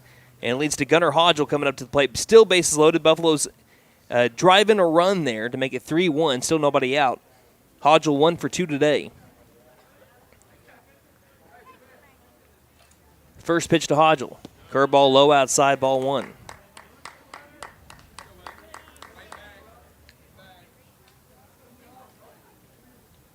Buffalo's still in a prime opportunity to maybe get a little bit of a breather here. So here comes the 1-0. Fastball that missed. Ball 2.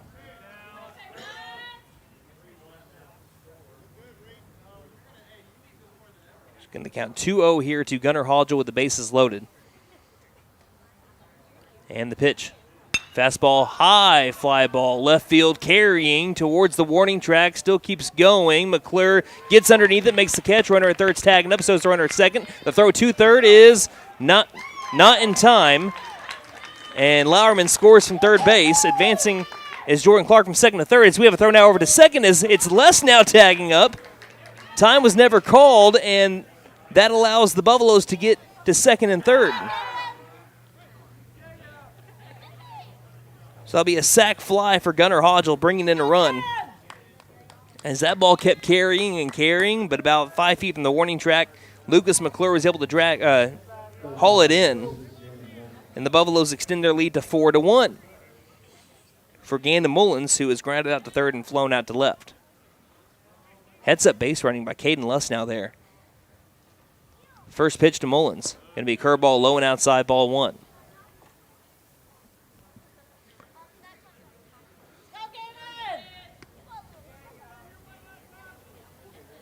Again, we'll have an official scoring on Lussnow's hit or possible error. Again, the throw brought off the runner at first. Again, if it would have been on the money, it would have been an out. It's kind of a judgment call there. Here's a pop-up. This one's in the infield. Robinson, left side, standing on the infield dirt. We'll wait for the ball to go to earth and make the catch for out number 2, and that's a killer there for the Buffs. Because runners stay put at second and third, and it brings up Braden Phillips. Now, he had a big double that kept carrying over the right fielder, Avalos. Now, he's a little bit further back this time. Really, all the outfielders are back here for Braden Phillips. Runners at second and third. First pitch is low and outside in the dirt, ball 1.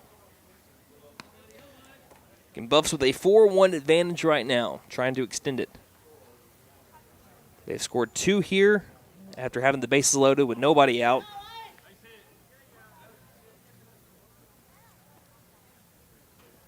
Next pitch, curveball that's upstairs to Phillips. That'll be ball 2. Phillips had 18 RBIs a season ago. He batted .283 with runners in scoring position. Almost half of his hits came with runners in scoring. Here's the 2-0. Curveball that's going to miss the letters, and it moves the count now to 3-0.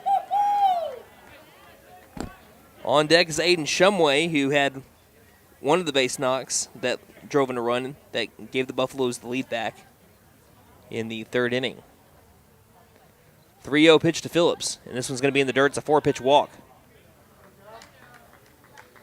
And Phillips will take his base and bring up Aiden Shumway.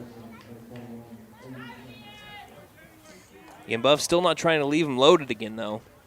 They have been able to score 2 runs with the bases loaded with nobody out, but then we floated again here for Aiden Shumway, rather. Combining Aiden and Braden's names.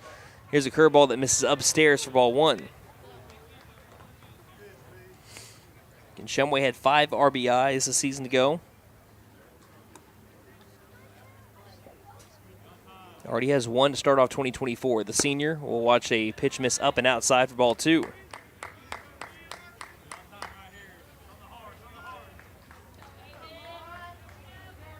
Buffs have been making Robinson and Thompson work, though. Here's the 2-0. It's going to be fouled straight back by Shumway on a letter-high fastball. The count moves to 2-1. We've had RBIs from Lussnow, from Hodgel, from Shumway. Shumway's looking for his second, maybe even third, if he can get one into the outfield grass. Outfield shifted to the right. Here's the next pitch. He chases a high fastball, and the count moves to 2-2. I think if he lets that one go, that's ball 3. If you're watching on the scoreboard right now, I'm trying to do multiple things at once. If you're watching on YouTube, there are 2 outs. Sorry if I just now put that up on the board. Here's the 2-2 now to Shumway. Curveball right down Broadway. Throws him, and that will leave the bases loaded again. For the second time tonight, on a backward strikeout, McAlester has left him loaded. But after having the bases loaded with nobody out, McAlester does score 2 runs to strengthen their lead to 4-1 in the top of the 4th. We head to the bottom of the 4th. You're listening to McAlester Baseball here on KNED.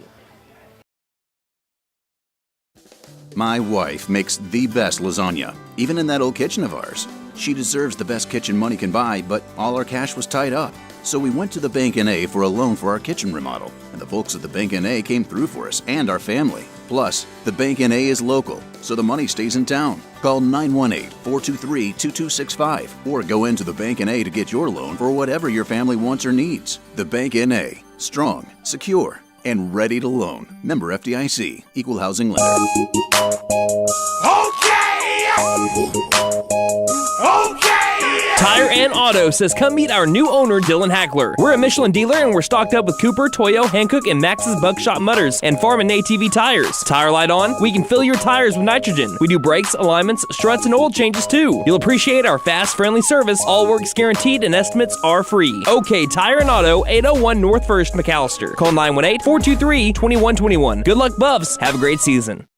Fenton Madden madness is here, so brush up on your free throws and come shoot for TTNL. You get 2 shots. Sink one and we pay for half of your TTNL. Sink both and Fit Nissan pays for all of your TTNL. Hurry up and shoot! Nothing but net. Don't forget to tell them Maddie sent ya. Fenton Nissan is your best deal dealer. Learn more at FentonNissan.com.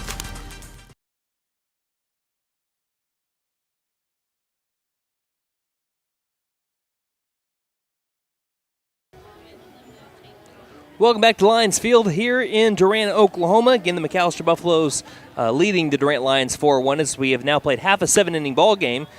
If you're not knowing this, again, most of our road games, I'd say almost all of our road games this year are going to be just radio only. But again, when the circumstances are right, because I'm the only person that travels on the road games for McAlester baseball, if the circumstances are right, we'll be able to make it happen. And today we were, so that's why we're video streaming this one as well at McAlester Radio's YouTube channel. So if you like what you hear, and this is the first time you're ever listening to a baseball game from McAlester Radio, and it's because of YouTube, then we encourage you to listen to all the rest of the McAlester games when they're on the road and we cannot video stream. Again, we had good internet. We have Ethernet hooked up over here. We actually have a spot in the press box. That's not always the case. A lot of the times on ground level, and so that doesn't really work out all that well. But today, everything was right, and thankful to the Durant High School administration for able to get us all hooked up and working well over here for the video stream. But McAllister's leading 4-1 as, again, we head to the home half of the 4th inning. It's the 5th hole batter for the Lions, 5-6-7. Lucas McClure, Jared Avalos, and Holden Robinson. McClure got things going for the Lions when they scored their 1 run back in the 2nd inning. Again, the lefty, Lucas McClure, here's the first pitch. They'll be in the dirt, ball 1.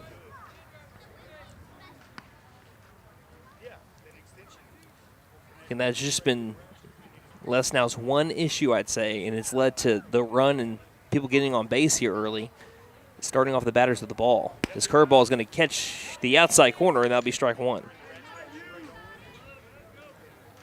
I'd say that's more than likely when you need a strike from him, that curveball. More often than not, he can pit it wherever he wants to. Ground ball the other way, backhanded by Mullins. Picks it up, has to throw hard over to first base, and he got him. Good backhand, dug it out of the dirt over there at third base. Fired a little bit high to Aiden Shubway, but he snags it in, and that's out number 1. That's not easy. That's if you never played third base against a lefty up at the plate, a lot of times that ball will tail towards the third base foul line. So it's not always easy to be able to make a play like that. And Gannon Mullins, again, there was sprinklers were left on a little bit too long last night, so it's a little bit more mushy over there compared to the rest of the infield. And he was able to get himself out of there, too, and be able to deliver a good throw, a hard throw over to first base to be able to make that out. So another 5-3 ground out today as we have a curveball that's going to miss low and outside to Jared Avalos, who grounded out to the catcher, Braden Phillips. You know, just a little chopper down the third base side that Phillips was able to make work.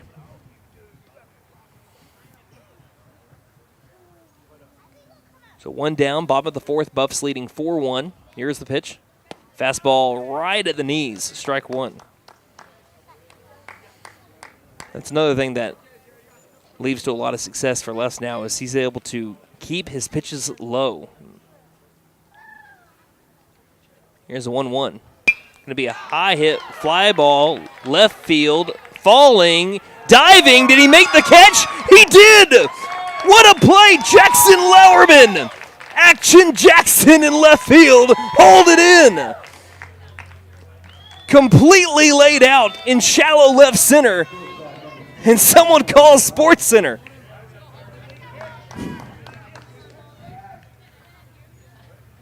Have mercy, Mr. Lauerman. Keeping a hit off the scoreboard here. And that'll lead to Holden Robinson coming up to the plate, who had an RBI single his first time up. First pitch to him will be a fastball, just missing low, for ball 1. Unbelievable play. One of the best plays that McAlester defensive player has made since, well, I'd say in a long time. But then I remembered Seth Sam, as here comes another pitch, curveball right down Broadway, strike 1. I remember Seth Sam in the final out made by the Buffalo defense last year, ground ball hard at the middle, was able to snag it behind the second base bag, playing shortstop, did a ballerina move and delivered a perfect strike to first base. As here's a swing and a miss coming out of his shoes that time was Robinson. And the count moves to 1-2. That was a big cut there from Holden Robinson.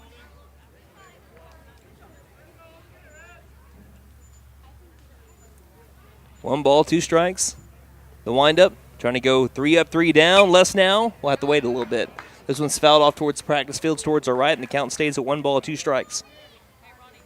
And Robinson's single traveled up pretty good ways for being a check swing. It was a little bit up and inside, but it just hit off the barrel, and it traveled on a line drive, a one-hopper into Jordan Clark. Bottom of the 4th. Here's the 1-2. Another fly ball right side, but well out of play. Count stays at 1-2. We have not had a frontwards K today so far. That has been one thing that we have not seen. Some strikeouts, but no frontwards Ks.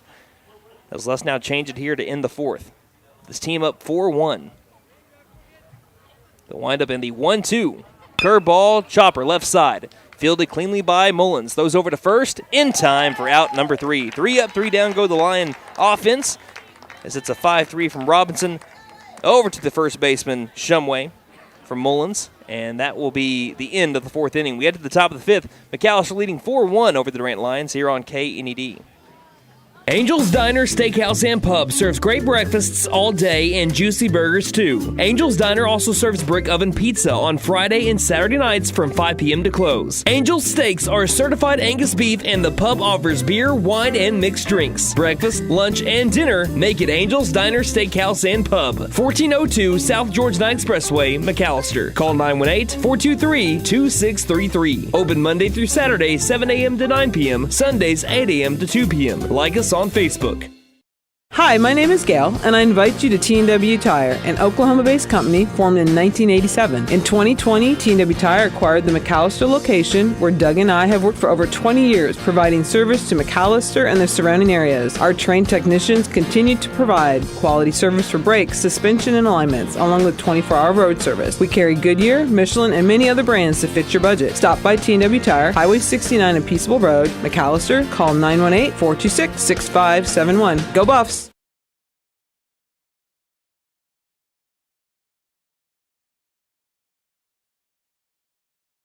Beat the heat with American Standard Heating and Air Conditioning and Freeze and Flare, your local champs for cool perfection. Proud McAlester Buffalo supporters. Score with financing offers upon approved credit. See dealer for details. Call 918-217-8785 or visit freezeandflare.com to hit it out of the park. Licensed, bonded, and insured. Freeze and Flare, your home comfort, home run. License number 001-44485. We head to the top of the 5th inning. We have played 4 full here at the Lions field here in Durant, Oklahoma. District opener, Buffalo's leading 4-1 over the Lions. McAlester has left and loaded a couple of times, but they've also been able to score 2 runs with the bases loaded and nobody out in the previous inning. It'll be the 6, 7, 8 hole batters for the Buffs up. It's Ethan Watkins, Spencer Stinchcomb, and Jackson Lauerman. Watkins struck out and walked. Stinchcomb has grounded out to third and been hit by a pitch, and Lauerman has walked twice. And speaking of Lauerman, he made a fantastic play in shallow left center field. He had to roam like Buffalo do a long distance to be able to make a fully extended catch. And he kept a guy off the base paths. And that falls maybe even a double because it hung up in the air for a long time. Watkins into the box.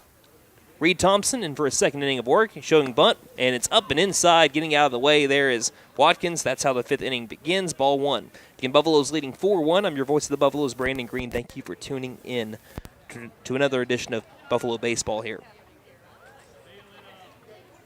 Reed Thompson takes a deep breath. This is the first time that the Buffaloes have faced him, I believe, in his varsity career. Here's a fastball that's down low, and that'll be ball 2. And Thompson did not pitch against McAlester a season ago. I don't think he played against McAlester a season ago. But came in with the bases loaded and nobody out and kept the damage at a minimum. Only 2 runs. As the next pitch is low as well for ball 3.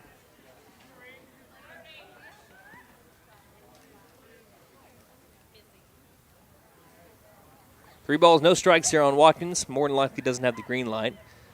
as he does not, and it's going to be a ball up and outside. 4-pitch walk to begin the top of the 5th for Watkins. And that's the 9th free pass given up by the Lions so far. They've had 8 walks and a hit by pitch. Spencer Stinchcomb is that hit by pitch. He also grounded out to third. Watkins plenty of speed at first. Don't be surprised if he takes off here. Takes a bigger lead. Thompson takes his time and delivers. Curveball that will catch the upper part of the zone. That'll be strike 1. And Thompson holding still in case Watkins is trying to time him up or leave a little bit early. Last year, Watkins 29 stolen bases. Returning team leader, was caught stealing twice, picked off 3 times though. Doesn't take off here. This pitch is upstairs. Again, a good pitch there from Thompson to be able to throw out Watkins if Watkins was going. It's upstairs for ball 1. And if they can get him into scoring position, Stinchcomb had 11 RBIs this season to go in his sophomore campaign. Pick off over to first, not in time. And if I call one of these guys by the wrong class name or class, don't judge me because I'm still getting used to the new season. I'm forgetting that, Stinchcomb, he's not a sophomore anymore. He's a junior now for the Buffs. Now he takes off for second. The pitch was going to be a hit and run there is what it was because that pitch was well high. Stinchcomb went after a high curveball and fouled it backwards. That was a stolen base there for Watkins. That was either a hit and run or he just went after a pitch he shouldn't have went after. Got a little bit too aggressive. The count is 1-2. Stinchcomb likes to go the other way a lot. He's got a good inside-out swing as this pitch will miss low and outside. And then moves to 2-2.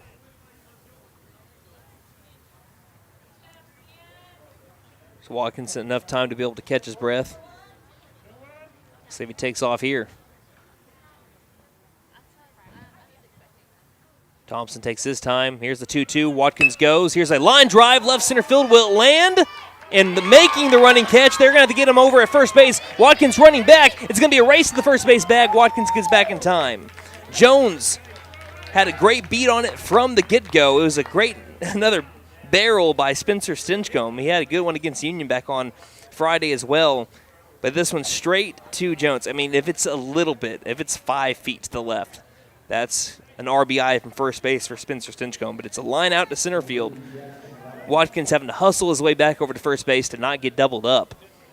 And that's the first out at the top of the 5th inning. McAlester again leading 4-1 in the top of the 5th. Jackson Lauerman up. He's walked twice.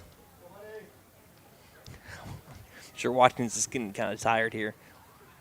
First pitch, he does not go. Lauerman showed bunt, but then pulled back as it is a ball. So it's been Lauerman that's walked twice. Clark has walked twice. So the 8 and 9 hole batters have not recorded an official at bat yet. The next pitch, Watkins takes off again. Another pop-up. He's going to have to come back. It's in the infield. Robinson gets behind the second base bag and makes the catch. And that'll be out number 2. And here's the thing, Watkins has had enough of a jump to be able to get to second base multiple times. That's the thing. He's still standing over at first base because of either foul balls or just balls put in play that were snagged. So now Clark comes up to the plate. 2 walks for him today. 2 down on the top of the 5th. Buffalo still leading 4-1 as a pickoff to first. Watkins back in safely. Who said you can't condition during baseball season? Watkins is thanking the good Lord above that we do. Pitch, Watkins takes off again. There's a bunt attempt that's fouled back. Come back, Watkins. Go 90 feet back. I don't blame him. Yeah, he's going to walk his way back over to first base, and I don't blame him at all. You ever ran suicides in basketball? It's the equivalent of what Watkins is doing right now. Trying to catch his breath. It's like I'm a running back during the football season. I don't think I've ran this much. Here's the 0-1. Good curveball, but misses outside. Good break to it. Just missed into the left-handed batter's box. Count moves to 1-1.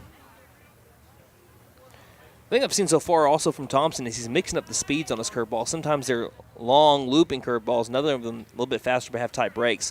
As this one's inside, and Watkins takes off for second. This one's going to sail into the outfield, but Watkins, seeing that the center fielder Jones is right behind the second baseman Poor, backing him up, decides to stay put, but he finally gets his second base back.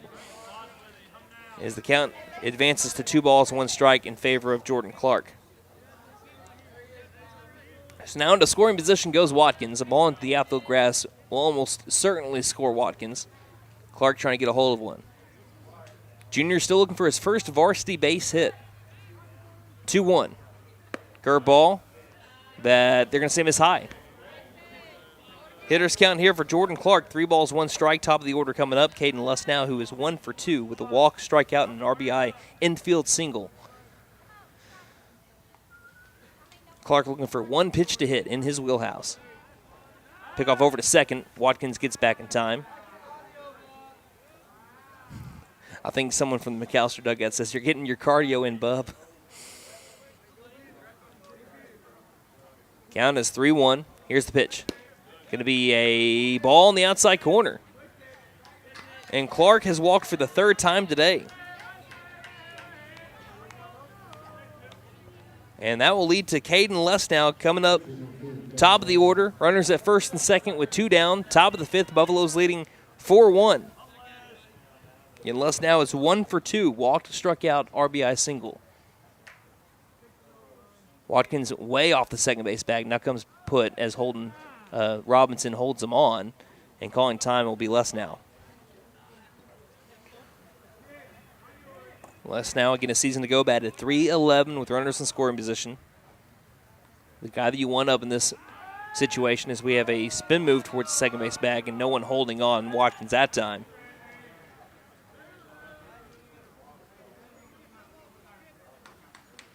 Lussnow waiting for his first pitch. Here it is. Fastball low outside, ball 1. Getting speed on the base paths. Watkins at second. Clark at first. Looking at second, and it's Thompson and the pitch. Ground ball left side. Will it get through? It's grabbed. No. Trying to get around the tag is the runner at second, Watkins, but he runs into it, and that will be out number 3. So Robbins snags another ball at third base. He's been working overtime over there and tags out Watkins at second on the fielder's choice. So the score is still 4-1 as we head to the home half of the 5th. For the Lions, it'll be the 8-9-1 batters. You're listening to McAlester Baseball here on KNED. Here at Reagan Auto, we offer a variety of services for your vehicle needs. AC and heat repair, brakes, tires, front end repair, alignments, electrical repair, and everything in between. We are proud to offer a select line of engines and transmissions backed by a 3-year, 100,000-mile nationwide warranty. Give us a call at 918-715-3236 or stop by and speak to one of our advisors about how we can help. 306 East Wyandotte in McAlester. From the team at Reagan Auto, thanks for your business. Hey guys, it's Sam from Sam Walther's Freedom Ford here in McAlester. We understand how busy we all are these days. It's hard to find time just to get your vehicle serviced, and we are proud to offer the Freedom Express. We can either pick up your vehicle and bring it back when we finish, or for lighter maintenance, we can send our mobile service techs to you. We can do all this with almost all makes and models. I know life gets busy, so I hope this helps. Come see us here at Sam Walther's Freedom Ford in beautiful McAlester and let us make it happen for you. My wife makes the best lasagna, even in that old kitchen of ours. She deserves the best kitchen money can buy, but all our cash was tied up. So we went to the Bank N.A. for a loan for our kitchen remodel, and the folks at the Bank N.A. came through for us and our family. Plus, the Bank N.A. is local, so the money stays in town. Call 918-423-2265 or go into the Bank N.A. to get your loan for whatever your family wants or needs. The Bank N.A. Strong, secure, and ready to loan. Member FDIC. Equal housing lender. So here's a wild stat for you. The Buffaloes have been able to put 14 base runners on base, but have only been able to score 4 runs. The Lions have only had 5 base runners the entire game, yet they have scored 1 run. So they're doing more, just about as much as what they're given as McAlester has been able to do so far. But it's still a 4-1 game despite McAlester, again, having 14 runners on base so far. 4 hits for McAlester, 10 free passes, 9 walks, and a hit by pitch. So it's still a game here as we head to the bottom of the 5th inning.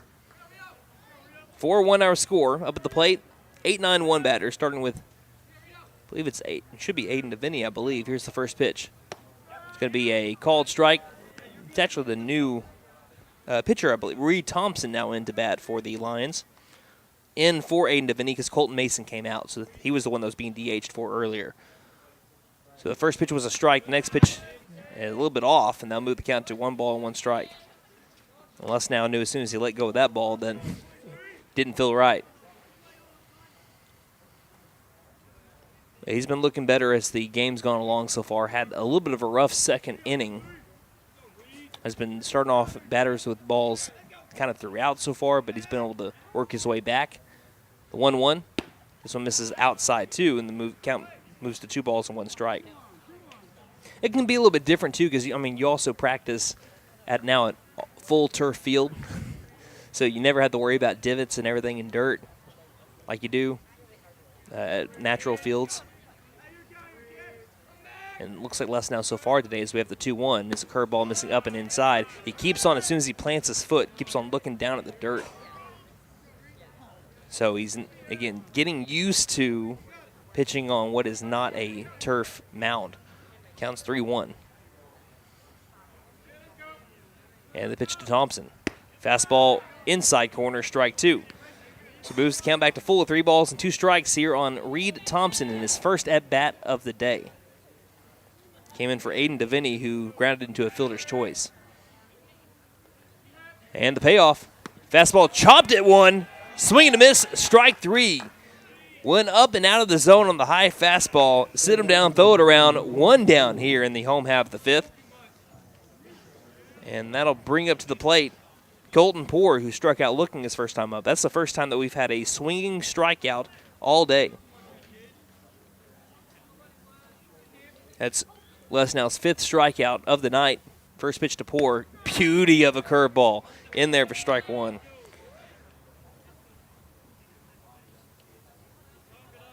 Count 0-1. Poore struck out looking his first time up. Next pitch, half-hearted swing, but he did go around. And that'll be strike 2.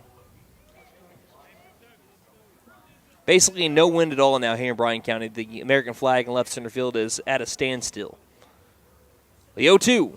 Curveball inside corner, strike 3. Got him looking. And Les Now's feeling himself. Back-to-back strikeouts, that time a backwards K. He's up to 6 on the night, and that brings up the top of the order. Got off the mound that time with a little bit of swag. And that brings up Ryder Jones.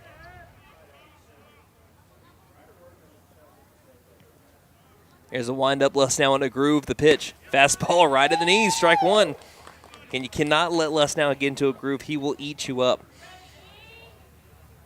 Hey, he's moving with some swagger on the mound right now. He's rocking back and forth a little bit. Comes to a set. The windup and the 0-1 pitch. Fastball swing and a miss. Strike 2.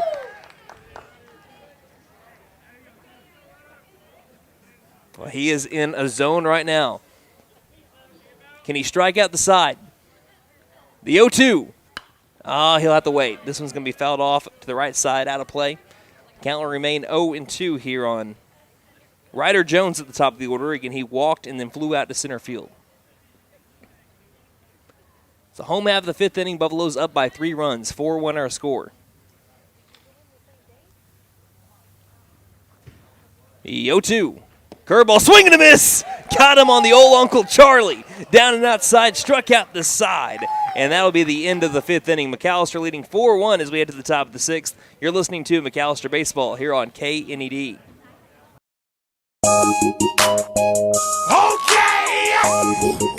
Michelin dealer, and we're stocked up with Cooper, Toyo, Hankook, and Max's Buckshot Mutters, and Farm and ATV tires. Tire light on? We can fill your tires with nitrogen. We do brakes, alignments, struts, and oil changes too. You'll appreciate our fast, friendly service. All work's guaranteed and estimates are free. OK Tire and Auto, 801 North 1st, McAlester. Call 918-423-2121. Good luck, Buffs. Have a great season. Fitting Madness is here, so brush up on your free throws and come shoot for TTNL. You get 2 shots. Sink 1 and we pay for half of your TTNL. Sink both and Fit Nissan pays for all of your TTNL. Hurry up and shoot! Nothing but net. Don't forget to tell them Maddie sent ya. Fenton Nissan is your best deal dealer. Learn more at fentonnissan.com.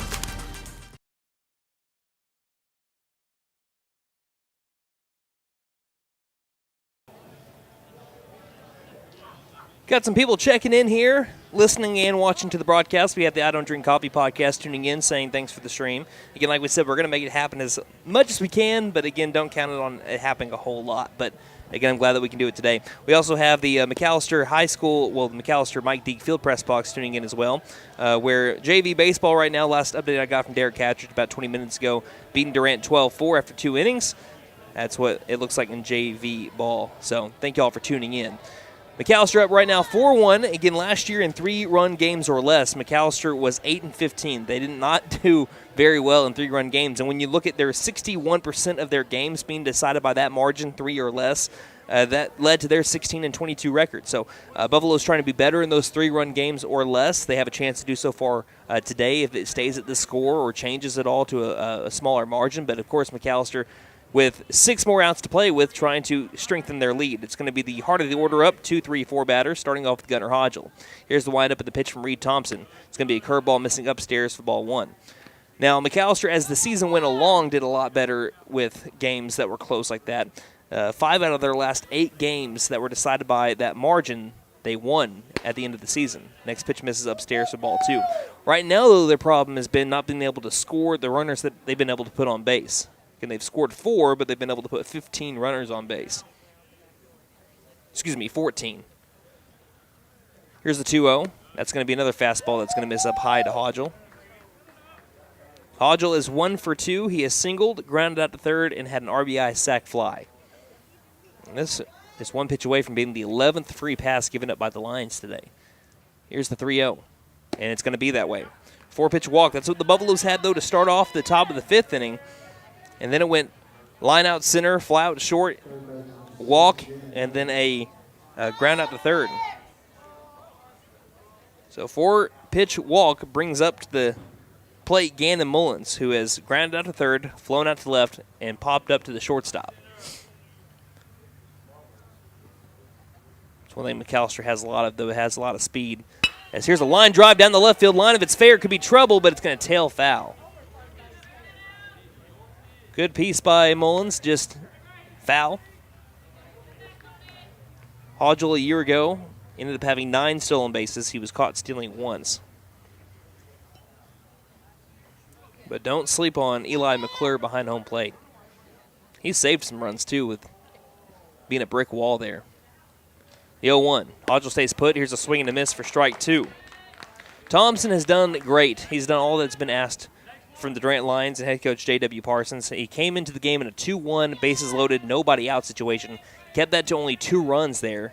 Could have been a lot worse for the Lions. And that was back in the, I believe, the 4th inning. And he has given up his share of walks too, but he's gotten right back into the zone. And right now has the count of 0-2 on Gannon Mullins. Hodgel bouncing off first base. Here's the pitch. He's going to be fouled off again to the right side. Count stays at 0-2 here on Mullins. He's looking for his first hit of the year. 90% of Mullins' hits a year ago were singles, but when he's been able to make contact so far this season, he's been barreling up some pitches. Here's a pickoff over to first. Hodgel back in safely. Gannon Mullins, last year tied for the team lead in walks with Braden Phillips, had 19 of them, but right now has quite a way to go to be able to draw this to a walk. Down the count 0-2. And the pitch is going to be a ball. The throw to second is not in time. Hodgel is in safely. They're going to. And here's the.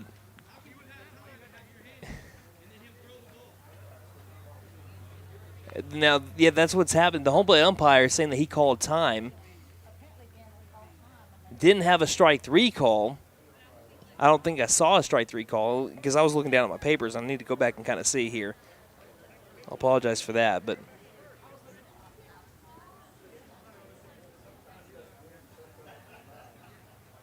Yeah, as it stands right now, Hodgel took second base, and now we're going to be having a discussion between the home plate umpire and the field umpire. Well, okay, it was a curveball that was a called strike on the inside corner but did not ring up. So the home plate umpire called a strike on the inside corner, although he was having his hand up for time. Did not ring up Mullins, though, just called a strike, it looked like on the replay. Hodgel took second base. And even though it was a called strike, which would have been 3, both Coach Meadows at first and Coach Mullins at third came towards the home plate umpire and said, you had your hand up. You were calling time. Mullins wasn't ready if you're calling time. Again, I was looking down at my papers trying to come up with something there. I was in the middle of a thought. And that's why I didn't think that it was a called strike 3, because he didn't ring up the batter. He just did a normal strike call. And now the home plate umpire, with head coach J.W. Parsons for Durant, is going to go speak with Thompson. And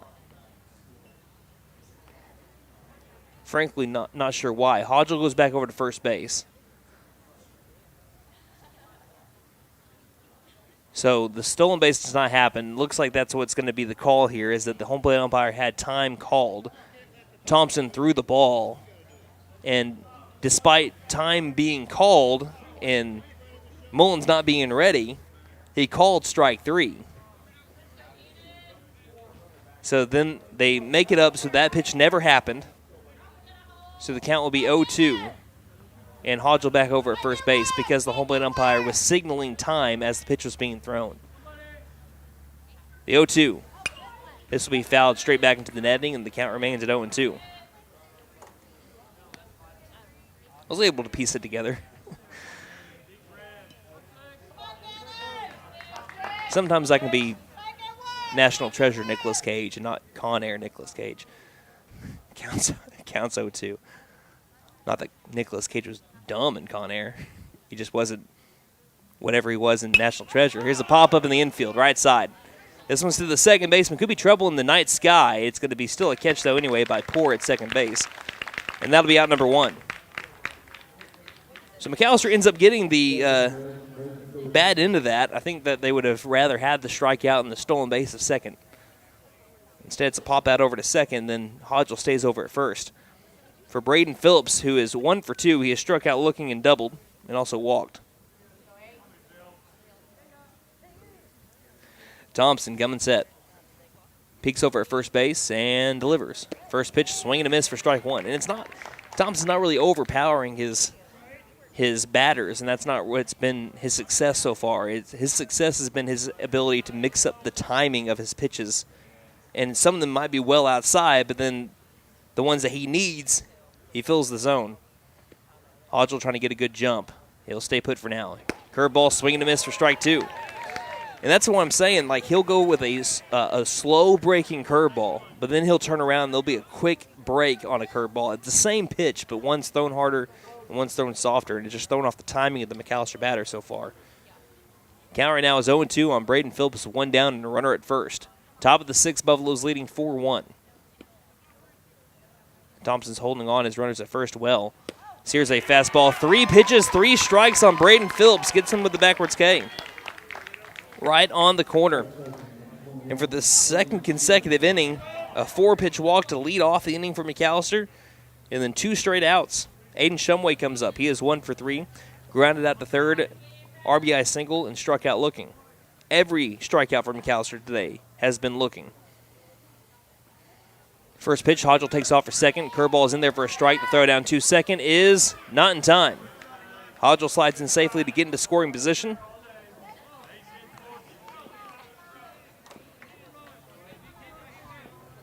Here's another thing. Buffaloes haven't really been able to barrel up a ton of really good balls. The best hit that McAlester has had today, outside of Braden Phillips, that was a double over the right fielder's head, was an out by Spencer Stinchcomb on a line drive to center. Next pitch to Aiden Shumway is going to be curveball in the dirt. And it'll even up the count to 1 ball, 1 strike.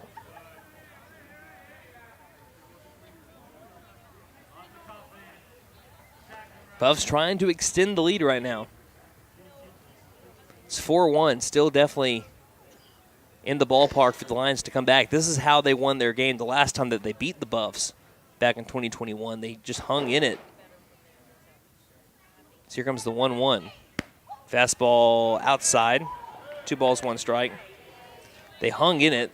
They were down heading into the bottom of the 7th, and they used McAlester mistakes to be able to win in a walk-off 7-6.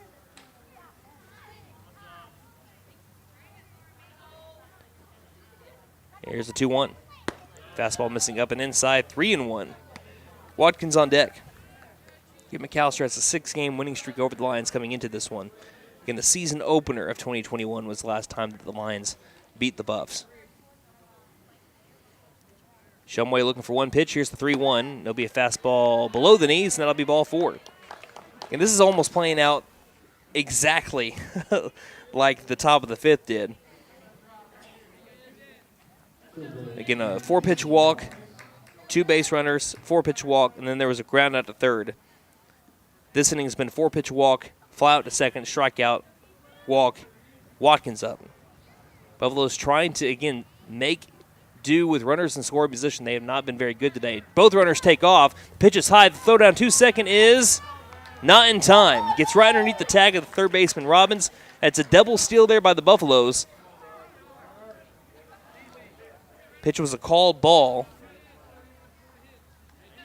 And Watkins trying to get the 2 runners in. He has walked twice and struck out looking.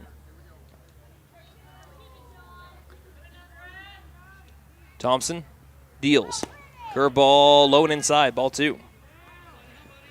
Spencer Stinchcomb is on deck. He's one of the few Buffaloes that have not struck out this year.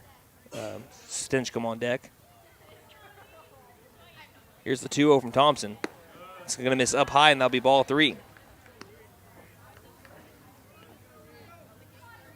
In fact, the only guy, he might be the only one. Yes, Spencer Stinchcomb is the only Buffalo batter this year that has not struck out. He's on deck. It's actually 2-1 as the next pitch is up and inside. They called that one on a double steal a strike. So now it's 3 balls and 1 strike. 3-1 the count. Stinchcomb is still over 2 though. So here's the 3-1. Watkins will watch that one miss low and outside, and it's ball 4. Bases loaded again for the Buffaloes. They have left the bases loaded twice today, once in the 2nd, and they did it again in the 4th, although they did score 2 runs before they left them loaded again. As we're going to have either a pitching change or a mound visit here. We'll see, but Spencer Stinchcomb is getting ready. We'll take a 30-second break for now, and if it's a pitching change, a little bit longer, and be back here on KNED. Angel's Diner, Steakhouse, and Pub serves great breakfasts all day and juicy burgers too. Angel's Diner also serves brick oven pizza on Friday and Saturday nights from 5 p.m. to close. Angel's Steaks are certified Angus beef, and the pub offers beer, wine, and mixed drinks. Breakfast, lunch, and dinner make it Angel's Diner, Steakhouse, and Pub. 1402 South George Knight Expressway, McAlester. Call 918-423-2633. Open Monday through Saturday, 7 a.m. to 9 p.m. Sundays, 8 a.m. to 2 p.m. Like us on Facebook. So just a mound visit here for Reed Thompson, who, like I said, has done a great job since he's come in. He's worked out of a bases loaded jam before, trying to do it again. Again, the 2 runs that he have been given up while he's been on the mound have not been his runs. They were Holden Robinson's. So he has not given up any runs so far. Bases loaded alert brought to you by Pop's Kettle Corn in Old Town. Choose your flavor of kettle corn or try their freshly made pork rinds at Pop's Kettle Corn in Old Town. Third time today, the Buffaloes' third inning today, the Buffaloes have had the bases loaded. Spencer Stinchcomb trying to cash in. First pitch, ground ball left side, bodied up by Robbins, picks it up, he just has to step on third, and the Buffaloes leave them loaded again on a ground ball to third base. And that is how we end the top of the 6th inning. McAlester leaves them loaded for a 3rd time today. And we get to the bottom of the 6th. Lions still in this one. You're listening to McAlester Baseball here on KNED. Hi, my name is Gail, and I invite you to T&W Tire, an Oklahoma-based company formed in 1987. In 2020, T&W Tire acquired the McAlester location, where Doug and I have worked for over 20 years, providing service to McAlester and the surrounding areas. Our trained technicians continue to provide quality service for brakes, suspension, and alignments, along with 24-hour road service. We carry Goodyear, Michelin, and many other brands to fit your budget. Stop by T&W Tire, Highway 69 and Peaceable Road, McAlester. Call 918-426-6571. Go Buffs!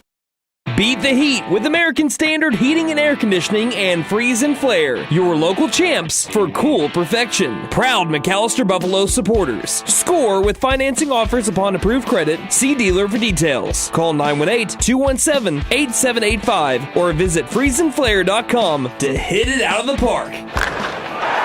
Licensed, bonded, and insured. Freeze and Flare, your home comfort, home run. License number 001-44485.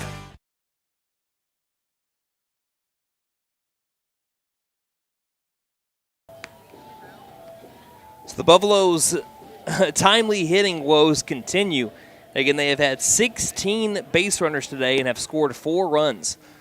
There have been 12 free passes given up by the Lions, but McAlester will not take advantage of it. They're putting the ball in play. There have only been 3. Well, I have to take that back. There have been 1, 2, 3, 4, 5. There have been 5 strikeouts from McAlester today, but they are not being able to get it into the outfield grass. The timely hit has not been there for the Buffs. They've only been able to record 4 hits today. The only person that has recorded an outright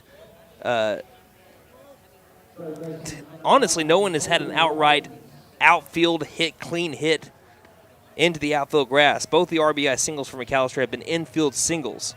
So McAlster's knowing what they need to work on a little bit here, but right now they're just trying to hold on and win. It's 4-1 right now as we hit to the bottom of the 6th. Caden Lessnow got into a groove back in the bottom of the 6th. Let's see if that continues on. Curveball that's going to miss low and outside to start off this bottom of the 6th to Cole Robbins. Count as a 1-0. Lessnow has struck out 7. He has walked 2. He struck out the side his last time up. It was a little while since he's last pitched, so let's see if that affects his rhythm at all. Pitch. Fastball, line drive, left center field. Lauerman trying to track it down. Good beat on it, makes the catch for out number 1. That's a great piece there from Cole Robbins, but straight to the left fielder, Jackson Lauerman, for out number 1. That's the best that the Lions have been able to piece up Lessnow today. Lauerman's played great today defensively. I mean, he's also gone over 1, but he's walked twice too. But he made a phenomenal catch in shallow left center field. Full extension diving catch, kept a guy off the base paths a couple of innings ago. That's 1 out to begin the bottom of the 6th. Up at the plate, Caden Neal, who is 1 for 2. First pitch in the dirt, ball 1. Neal is the last Lion to reach base. It's been 8 up, 8 down for the Lions since Neal singled a couple of innings ago.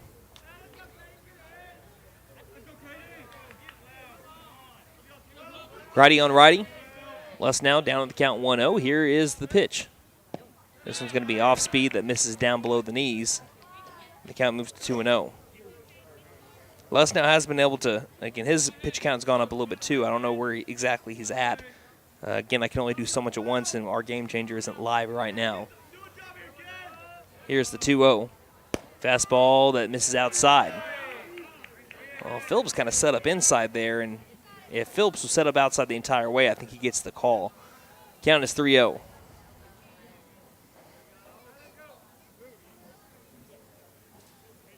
Wind up and Lessnow. Can he come all the way back? Yeah, it's a good start. Fastball lower outside corner. 3-1 count to the 3-hole hitter, Caden Neal. Lions down to their final 5 outs, but they're only 3 runs away from tying it up. Next pitch, right at the knee, strike 2. So Lessnow's worked it back full, 3 balls, 2 strikes. Can he complete the comeback? The pitch. No, he can't. Phillips thought he had the lower outside part of the zone. I think Lessnow thought he did too based on the body language. They don't give him the call, and that's going to be a 1-out walk. And that brings up Eli McClure. And this is the formula for the Lions to get back into this game if they want to. down by 3 right now. Eli McClure, even though he is 0 for 1 today, he's walked and struck out looking. He was second on the team in batting average last year. So here's the first pitch from Les now that bounces in on a curveball, ball 1.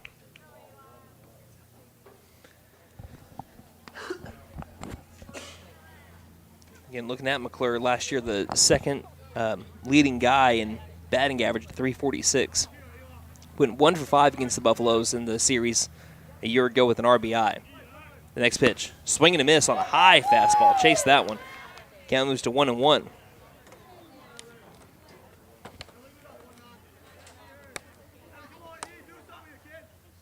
And runner at first is Caden Neal. 1-1. Fastball, it's popped up and out of play to the right. Once again lands into the practice field. I feel like every time I come over here, I'm looking at the practice field. And when you leave, you can probably see all the baseballs that are divoted in. You even have kids that already know just to stay put right there because that's where they're going to be. Count right now 1-2 on Eli McClure. Here's a pickoff over to first. It's not in time.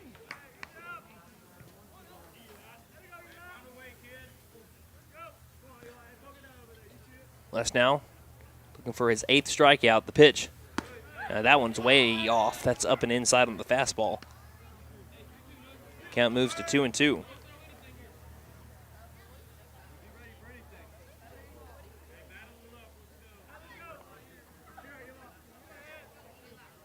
Les now delivers. Curveball chased after it. Pop up right side, out of play. Clark is going to give it a run. It bounces off of the foul wall on the right side over by the bullpen. And the count stays at 2-2 as, again, McClure keeps staying alive. Lesnow's been working him outside part of the zone, giving him a lot of curveballs. He chased a high fastball earlier. Does McAlester go back with another one of those? Do they risk it? If he's going to have to do it, he's going to have to get it out of the zone, though. 2-2. Goes back with the fastball. Does go up, but way too far inside. It scoots McClure off the plate, and the count now moves to full at 3-2. If he gets on base, tying run is going to be at the plate. The payoff. Swing and a miss. He chased after it. Throw down over to first is not in time, but chased a ball 4 on a curveball outside. A little bit over-aggressive there was Eli McClure. And that'll be the 8th strikeout today for Caden Lesnow. A big one. Keeps the tying run from getting to the plate. I like the idea from Braden Phillips, too, over it behind the plate. Trying to throw the runner off over at first, but just a couple hopped over to Shumway. First pitch to the new batter, swing and a miss. Strike 1 to Lucas McClure, who is 1 for 2. He has singled and grounded out over to third. I feel like I've said the phrase grounded out over to third more than I've ever said it in a game in my life. He hit a hard rocket to Gannon Mullins, though. As this one's going to be a hard rocket towards the shortstop. Hodgel fields it, flips over to the second baseman. It's dropped by Stinchcomb. Did he get back on the bag? Yes, he did. It was an easy flip from Hodgel over to Stinchcomb at second base. Stinchcomb dropped it, but was able to pick it back up and touch the second base bag before Neal reached the bag. So that ends the inning, but again, hold your breath a little bit there. Buffaloes still lead 4-1 as we head to the top of the 7th. McAlester trying to extend their lead. You're listening to McAlester Baseball here on KNED. Repair, brakes, tires, front end repair, alignments, electrical repair, and everything in between. We are proud to offer a select line of engines and transmissions backed by a 3-year, 100,000-mile nationwide warranty. Give us a call at 918-715-3236 or stop by and speak to one of our advisors about how we can help. 306 East Wyandotte in McAlester. From the team at Reagan Auto, thanks for your business. Hey guys, it's Sam from Sam Wampler's Freedom Ford here in McAlester. We understand how busy we all are these days. It's hard to find time just to get your vehicle serviced, and we are proud to offer the Freedom Express. We can either pick up your vehicle and bring it back when we finish, or for lighter maintenance, we can send our mobile service techs to you. We can do all this with almost all makes and models. I know life gets busy, so I hope this helps. Come see us here at Sam Wampler's Freedom Ford in beautiful McAlester and let us make it happen for you. We head to the final inning. McAlester trying to strengthen their lead. Again, base runners have not been hard to come by for McAlester. It's been getting them across home plate. Again, they've only had 4 hits today between Holden Robinson and Reed Thompson. McAlester ended up beating Durant last year 9-2 and then also 13-0 in 5 innings. Today, Again, they've had the opportunity to be able to have a possible run rule today, but again, one, they haven't been able to take advantage, but also two, that's a huge credit to Holden Robinson and Reed Thompson for making the tough pitches when they needed to at the most important moments. Again, there have been 12 free passes so far by the Lions, but I think only 2 of them have come across the plate to score. So for McAlester, it will be the 8-9-1 batters, Jackson Lauerman, Jordan Clark, and Caden Lesnow. Between Lauerman and Clark, there have been 5 walks in 6 plate appearances. Lauerman has walked in his first 2 plate appearances and then flew out to short. Between the guys that are going to be coming up to the plate for sure in the top of the 7th, there have been 6 combined walks. So Lauerman up against Thompson in for another inning of work. Here's the windup and the pitch from Thompson. Lauerman shows bunt, gets out of the way as it runs in on him. That'll be ball 1.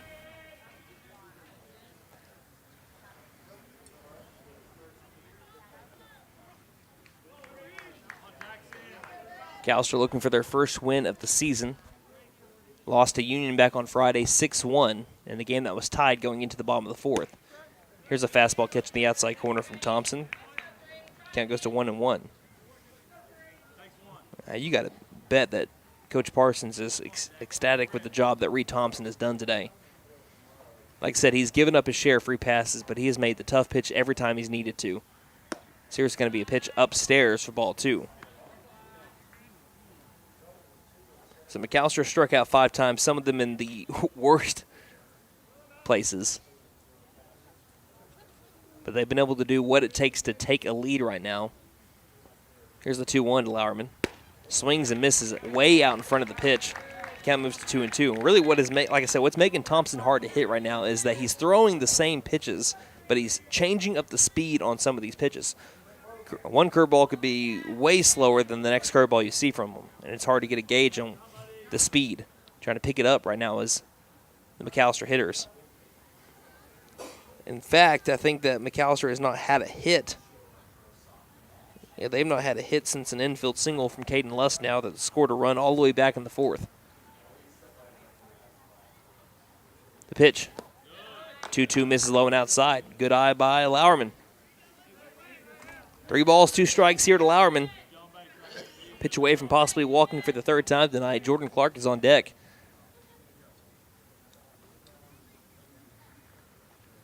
The windup and the payoff from Thompson. Swing and a miss for strike 3. Got him with a high fastball. And that'll be out number 1. Thompson has, again, like I said, kept the Lions in this game. His ability to work out of trouble has been phenomenal today.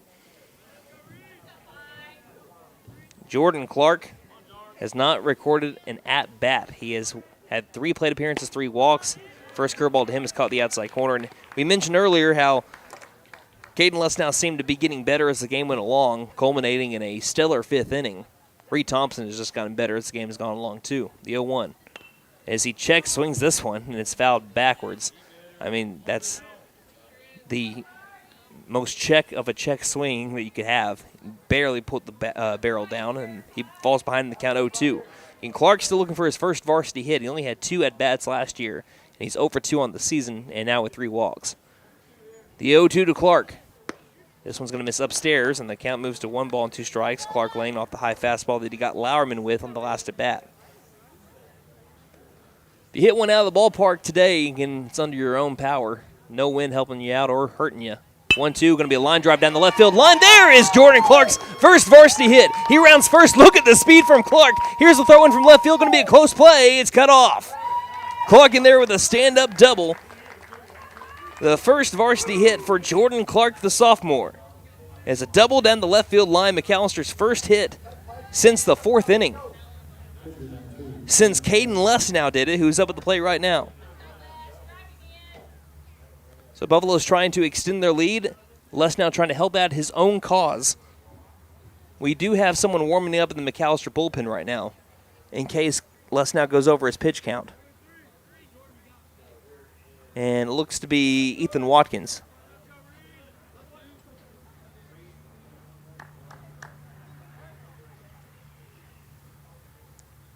One out, one runner at second base. Big gap over in the left side of the infield. Here's a big cut from Caden Luss now, but swinging at air that time. Strike one. Top of the seventh, Buffalo's leading 4-1 if you're just now joining us on radio. Reed Thompson to a pause and the pitch. This one's a pop-up right side out of play. And Luss now goes behind in the count 0-2. Hodgel's on deck. Hodgel has had 2 of the RBIs for the Buffs this year. Had an earlier one on a sac fly. As now we're waiting on baseballs. Well, if you search in the dark a little bit, again, the only light that you can find around here in Bryan County is right here on the baseball field, but there's some it's like a sports complex over here at Durant Lions baseball, softball fields. There's probably one hiding over here on this right side. That's where most of the foul balls always go. A lot of righties fouled off to that side. So the count right now, 0-2 on Caden Luss now trying to drive in Jordan Clark. The 17th base runner for the Buffs today. The pitch. Curveball, called strike 3. Another strikeout looking for the Buffs. And that will be out number 2. Again, Buffs looking for the timely hit. Can Gunnar Hodgel do it? He did it a lot last year.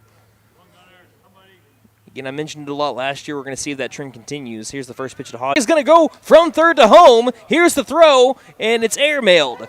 And the Buffaloes, they manufacture a run there as Jordan Clark steals third, and the throw from the catcher, McClure, went into the outfield.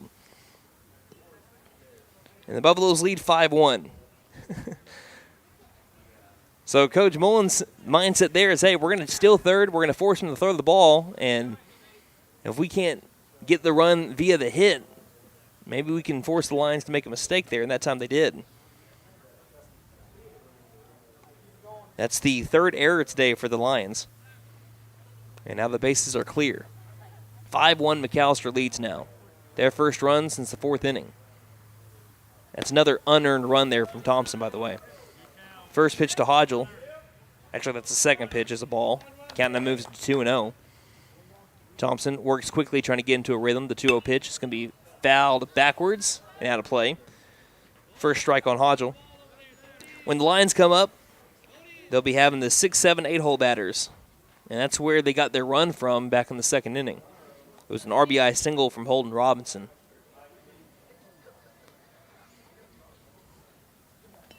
Count is 2-1.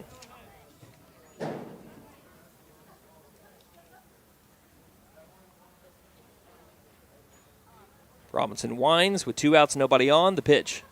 Hodgel pops this one up in the infield. Robinson, shortstop, calls everybody off, makes the catch in the infield dirt, and that is out number 3. The Buffaloes are able to manufacture a run in the top of the 7th on an error after a double from Jordan Clark, his first varsity hit. And we get to the bottom of the 7th. McAlester trying to close this out for their first win of the year. You're listening to McAlester Baseball here on KNED. My wife makes the best lasagna, even in that old kitchen of ours. She deserves the best kitchen money can buy, but all our cash was tied up. So we went to the Bank N.A. for a loan for our kitchen remodel, and the folks at the Bank N.A. came through for us and our family. Plus, the Bank N.A. is local, so the money stays in town. Call 918-423-2265 or go into the Bank N.A. to get your loan for whatever your family wants or needs. The Bank N.A. Strong, secure, and ready to loan. Member FDIC. Equal housing lender.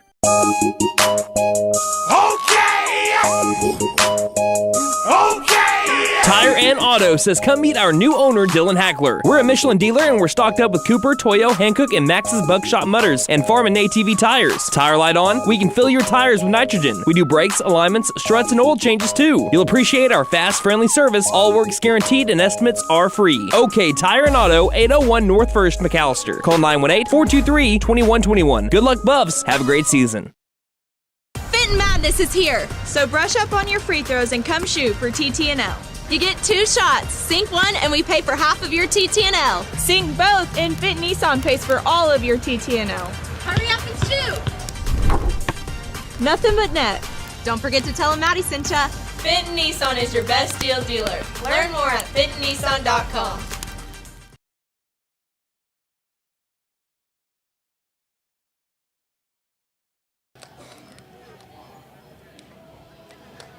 Caden Lesnow trying to finish what he started. This is Brandon Green bringing you McAlester baseball. We head to the bottom of the 7th inning here in the district opener. McAlester leading the Durant Lions 5-1. If Lesnow goes over his pitch count or gets near his pitch count and needs some help, Ethan Watkins was warming up in the McAlester bullpen, who he's no stranger to tense situations. So Watkins has got Lesnow's back if he needs him. But we begin the bottom of the 7th inning with a 4-run lead for the Buffaloes. McAlester has registered 5 hits. For the Lions, they have registered 3. And one of them comes from Holden Robinson, who's on deck. Jared Avalos leading it off for the Lions, who is 0 for 2 with a ground out to the catcher and then a fly out to left. First pitch at the bottom of the 7th. Fastball missing low and outside, ball 1. Lesnow has just been a hair off on some of the low pitches. That's where he likes to live. Here's the 1-0. Fastball inside corner, called strike 1. 1 ball, 1 strike. Again, I'm not quite sure where Lesnow's pitch count is right now. Game Changer's not live right now for the Buffaloes. Here's the 1-1. Fastball, check swing. It's going to be out in front of the plate. Lesnow's going to field it. Throw over to first, and it's high, but grabbed by Shumway for out number 1. First off, Lesnow was kind of slipping towards the ball that was 35 feet from home plate to the mound. So that was your first worry. And then kind of slipped out of the hands of Lesnow a little bit, and it fluttered towards first base, but Shumway was there to be able to make the catch for out number 1. So Lions down to their final 2 outs. Brings up Holden Robinson, who has the only RBI today for the Lions, an RBI single. Back in the 2nd. First pitch is outside, ball 1. Robinson was the starting pitcher today, now the shortstop.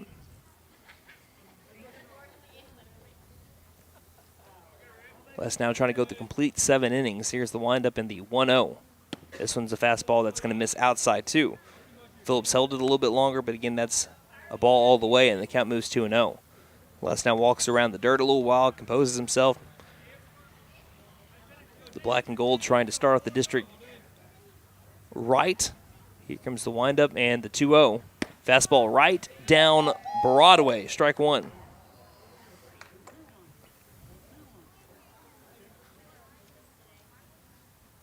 Nobody on base for the Lions. The 4-run Buffalo lead. Next pitch. Fastball called ball. Low and inside. Hitters count now 3 balls, 1 strike for Robinson.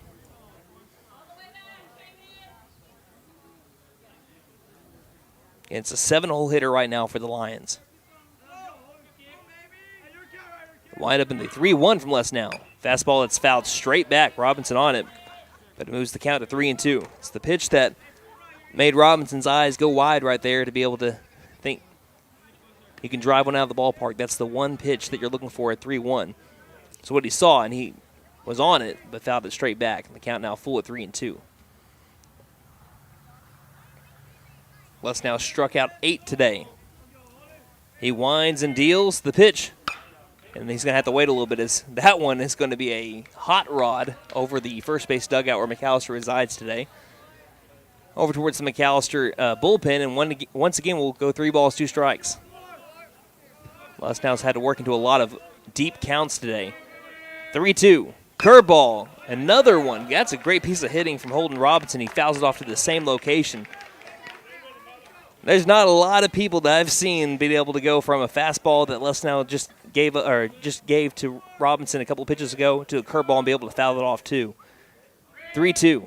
Fastball fouled back into the glove of Braden Phillips for strike 3. He's got 9 Ks down today. Sit him down, throw it around. 2 down here in the bottom of the 7th. Foul ball back into the glove of Phillips, who hung on. And we have now up to the plate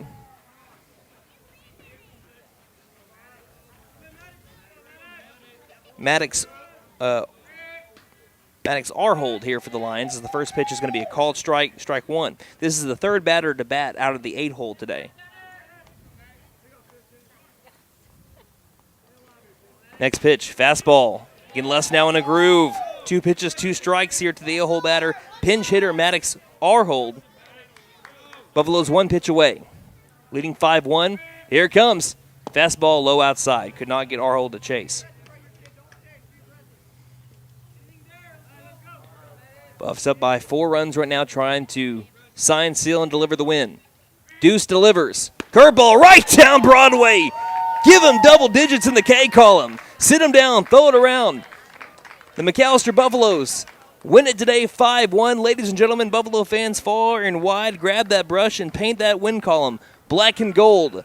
McAlester takes down the Durant Lions here in the district opener. 5-1 the score. They have now won 7 in a row against the Lions, looking for 8 tomorrow and a chance at the district sweep. We'll be bringing you that on, once again, KNED and also at McAlester Radio's YouTube channel. We'll have post-game coverage coming up here in just a moment. But again, final score, 5-1. Less now goes the distance, strikes out 10 in the process. You're listening to McAlester Baseball here on KNED.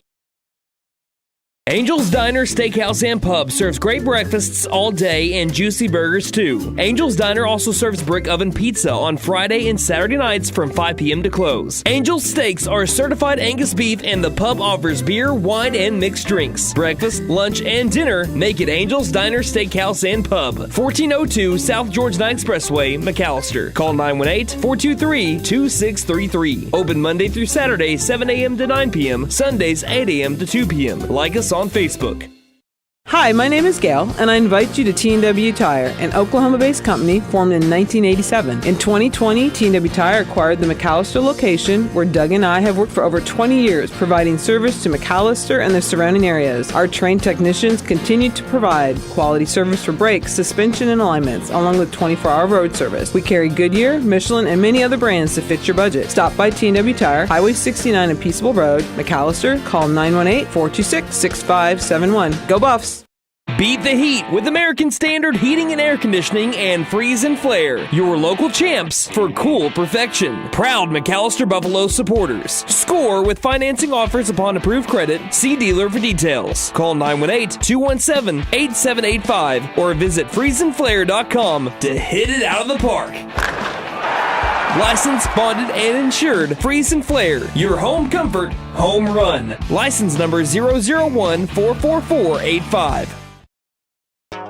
Here at Reagan Auto, we offer a variety of services for your vehicle needs. AC and heat repair, brakes, tires, front-end repair, alignments, electrical repair, and everything in between. We are proud to offer a select line of engines and transmissions backed by a 3-year, 100,000-mile nationwide warranty. Give us a call at 918-715-3236 or stop by and speak to one of our advisors about how we can help. 306 East Wyandotte in McAlester. From the team at Reagan Auto, thanks for your business.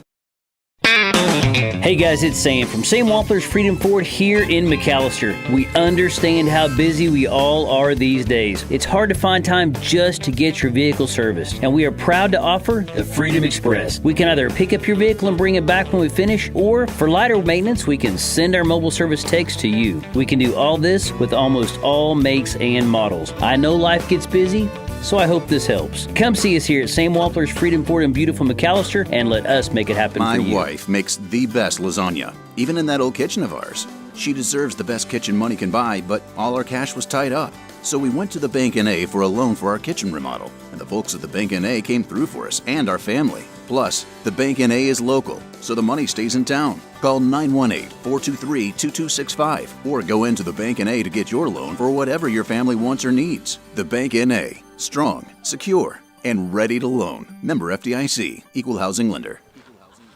Welcome back to Lions Field here in McAlester, Oklahoma. In Durant, Oklahoma. McAlester, Oklahoma tomorrow. The McAlester Buffaloes defeat the Durant Lions 5-1 to win their first game of the year, and they win the district opener against the Lions. Again, a game in which McAlester didn't play their best.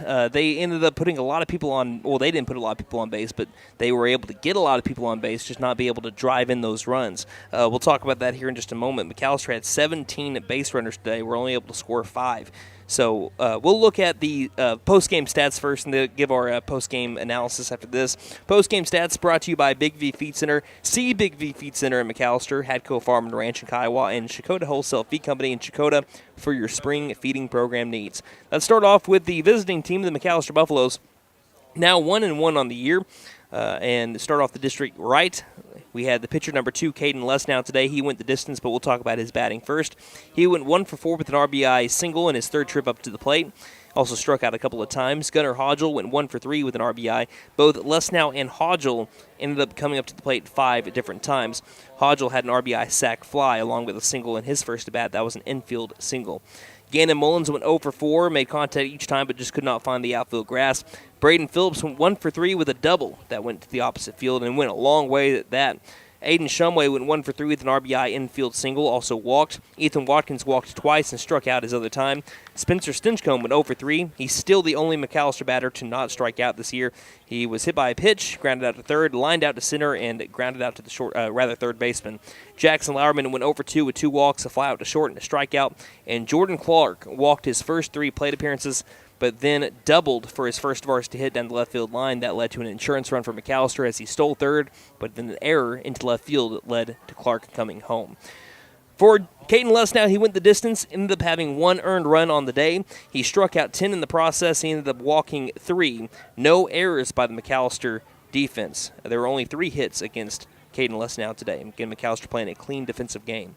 For the Durant Lions, they dropped to 1-1. This is what their lineup looked like. Ryder Jones went 0 for 2 with a walk. Cole Robbins went 0 for 3. Caden Neal went 1 for 2 with a single and a walk. Eli McClure went 0 for 2, a walk and 2 strikeouts. Lucas McClure went 1 for 3 with a single, a ground out to third, and a ground out to short. You had Jared Avalos, he went 0 for 3. Holden Robinson went 1 for 3 with an RBI. That was an RBI single that was back in the second inning that made it a tie game at the time. 3 different batters had 3 different at-bats in the 8-hole. Aiden Deviney went 0 for 1 with a fielder's choice ground out to short. Reed Thompson went 0 for 1 with a strikeout. Maddox Arhold was the pinch hitter to end the game. Struck out looking for Lesnow's 10th strikeout. And speaking of strikeouts, Colton Poore out of the 9-hole had 2 backwards Ks today. Holden Robinson gets the loss today, but Reed Thompson really pitched well in relief. Again, he did not have a single earned run against him today. He came into the game in a tough situation. It was a 2-1 ball game. Bases loaded, nobody out. 2 runs came across the score, but that was it.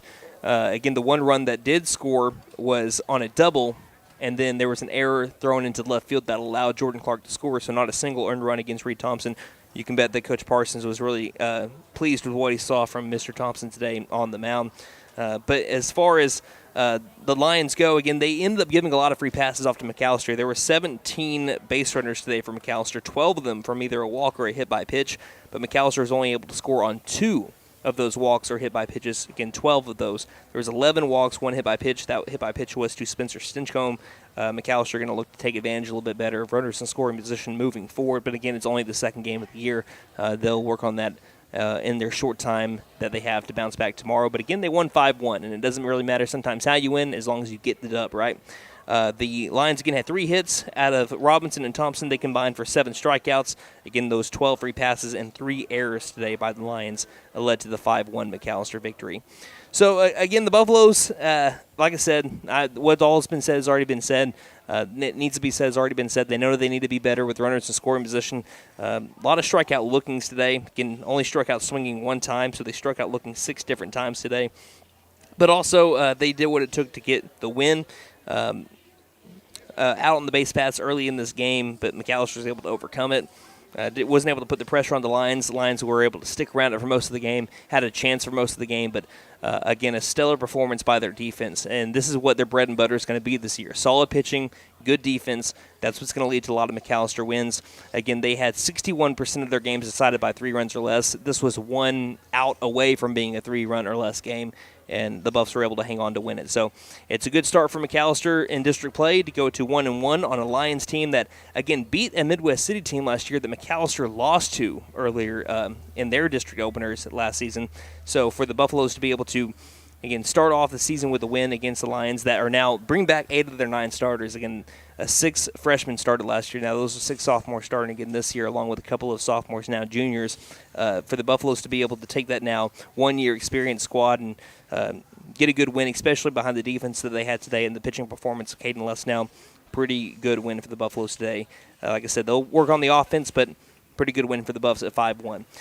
So, again, thank you to our sponsors tonight, Sam Wampler's Freedom Ford, and all season long, the Bank & A, OK Tire and Auto, Fenton Nissan, Angels Diner, T&W Tire, Freeze and Flare Heat and Air, and Reagan Auto for putting us on the air tonight.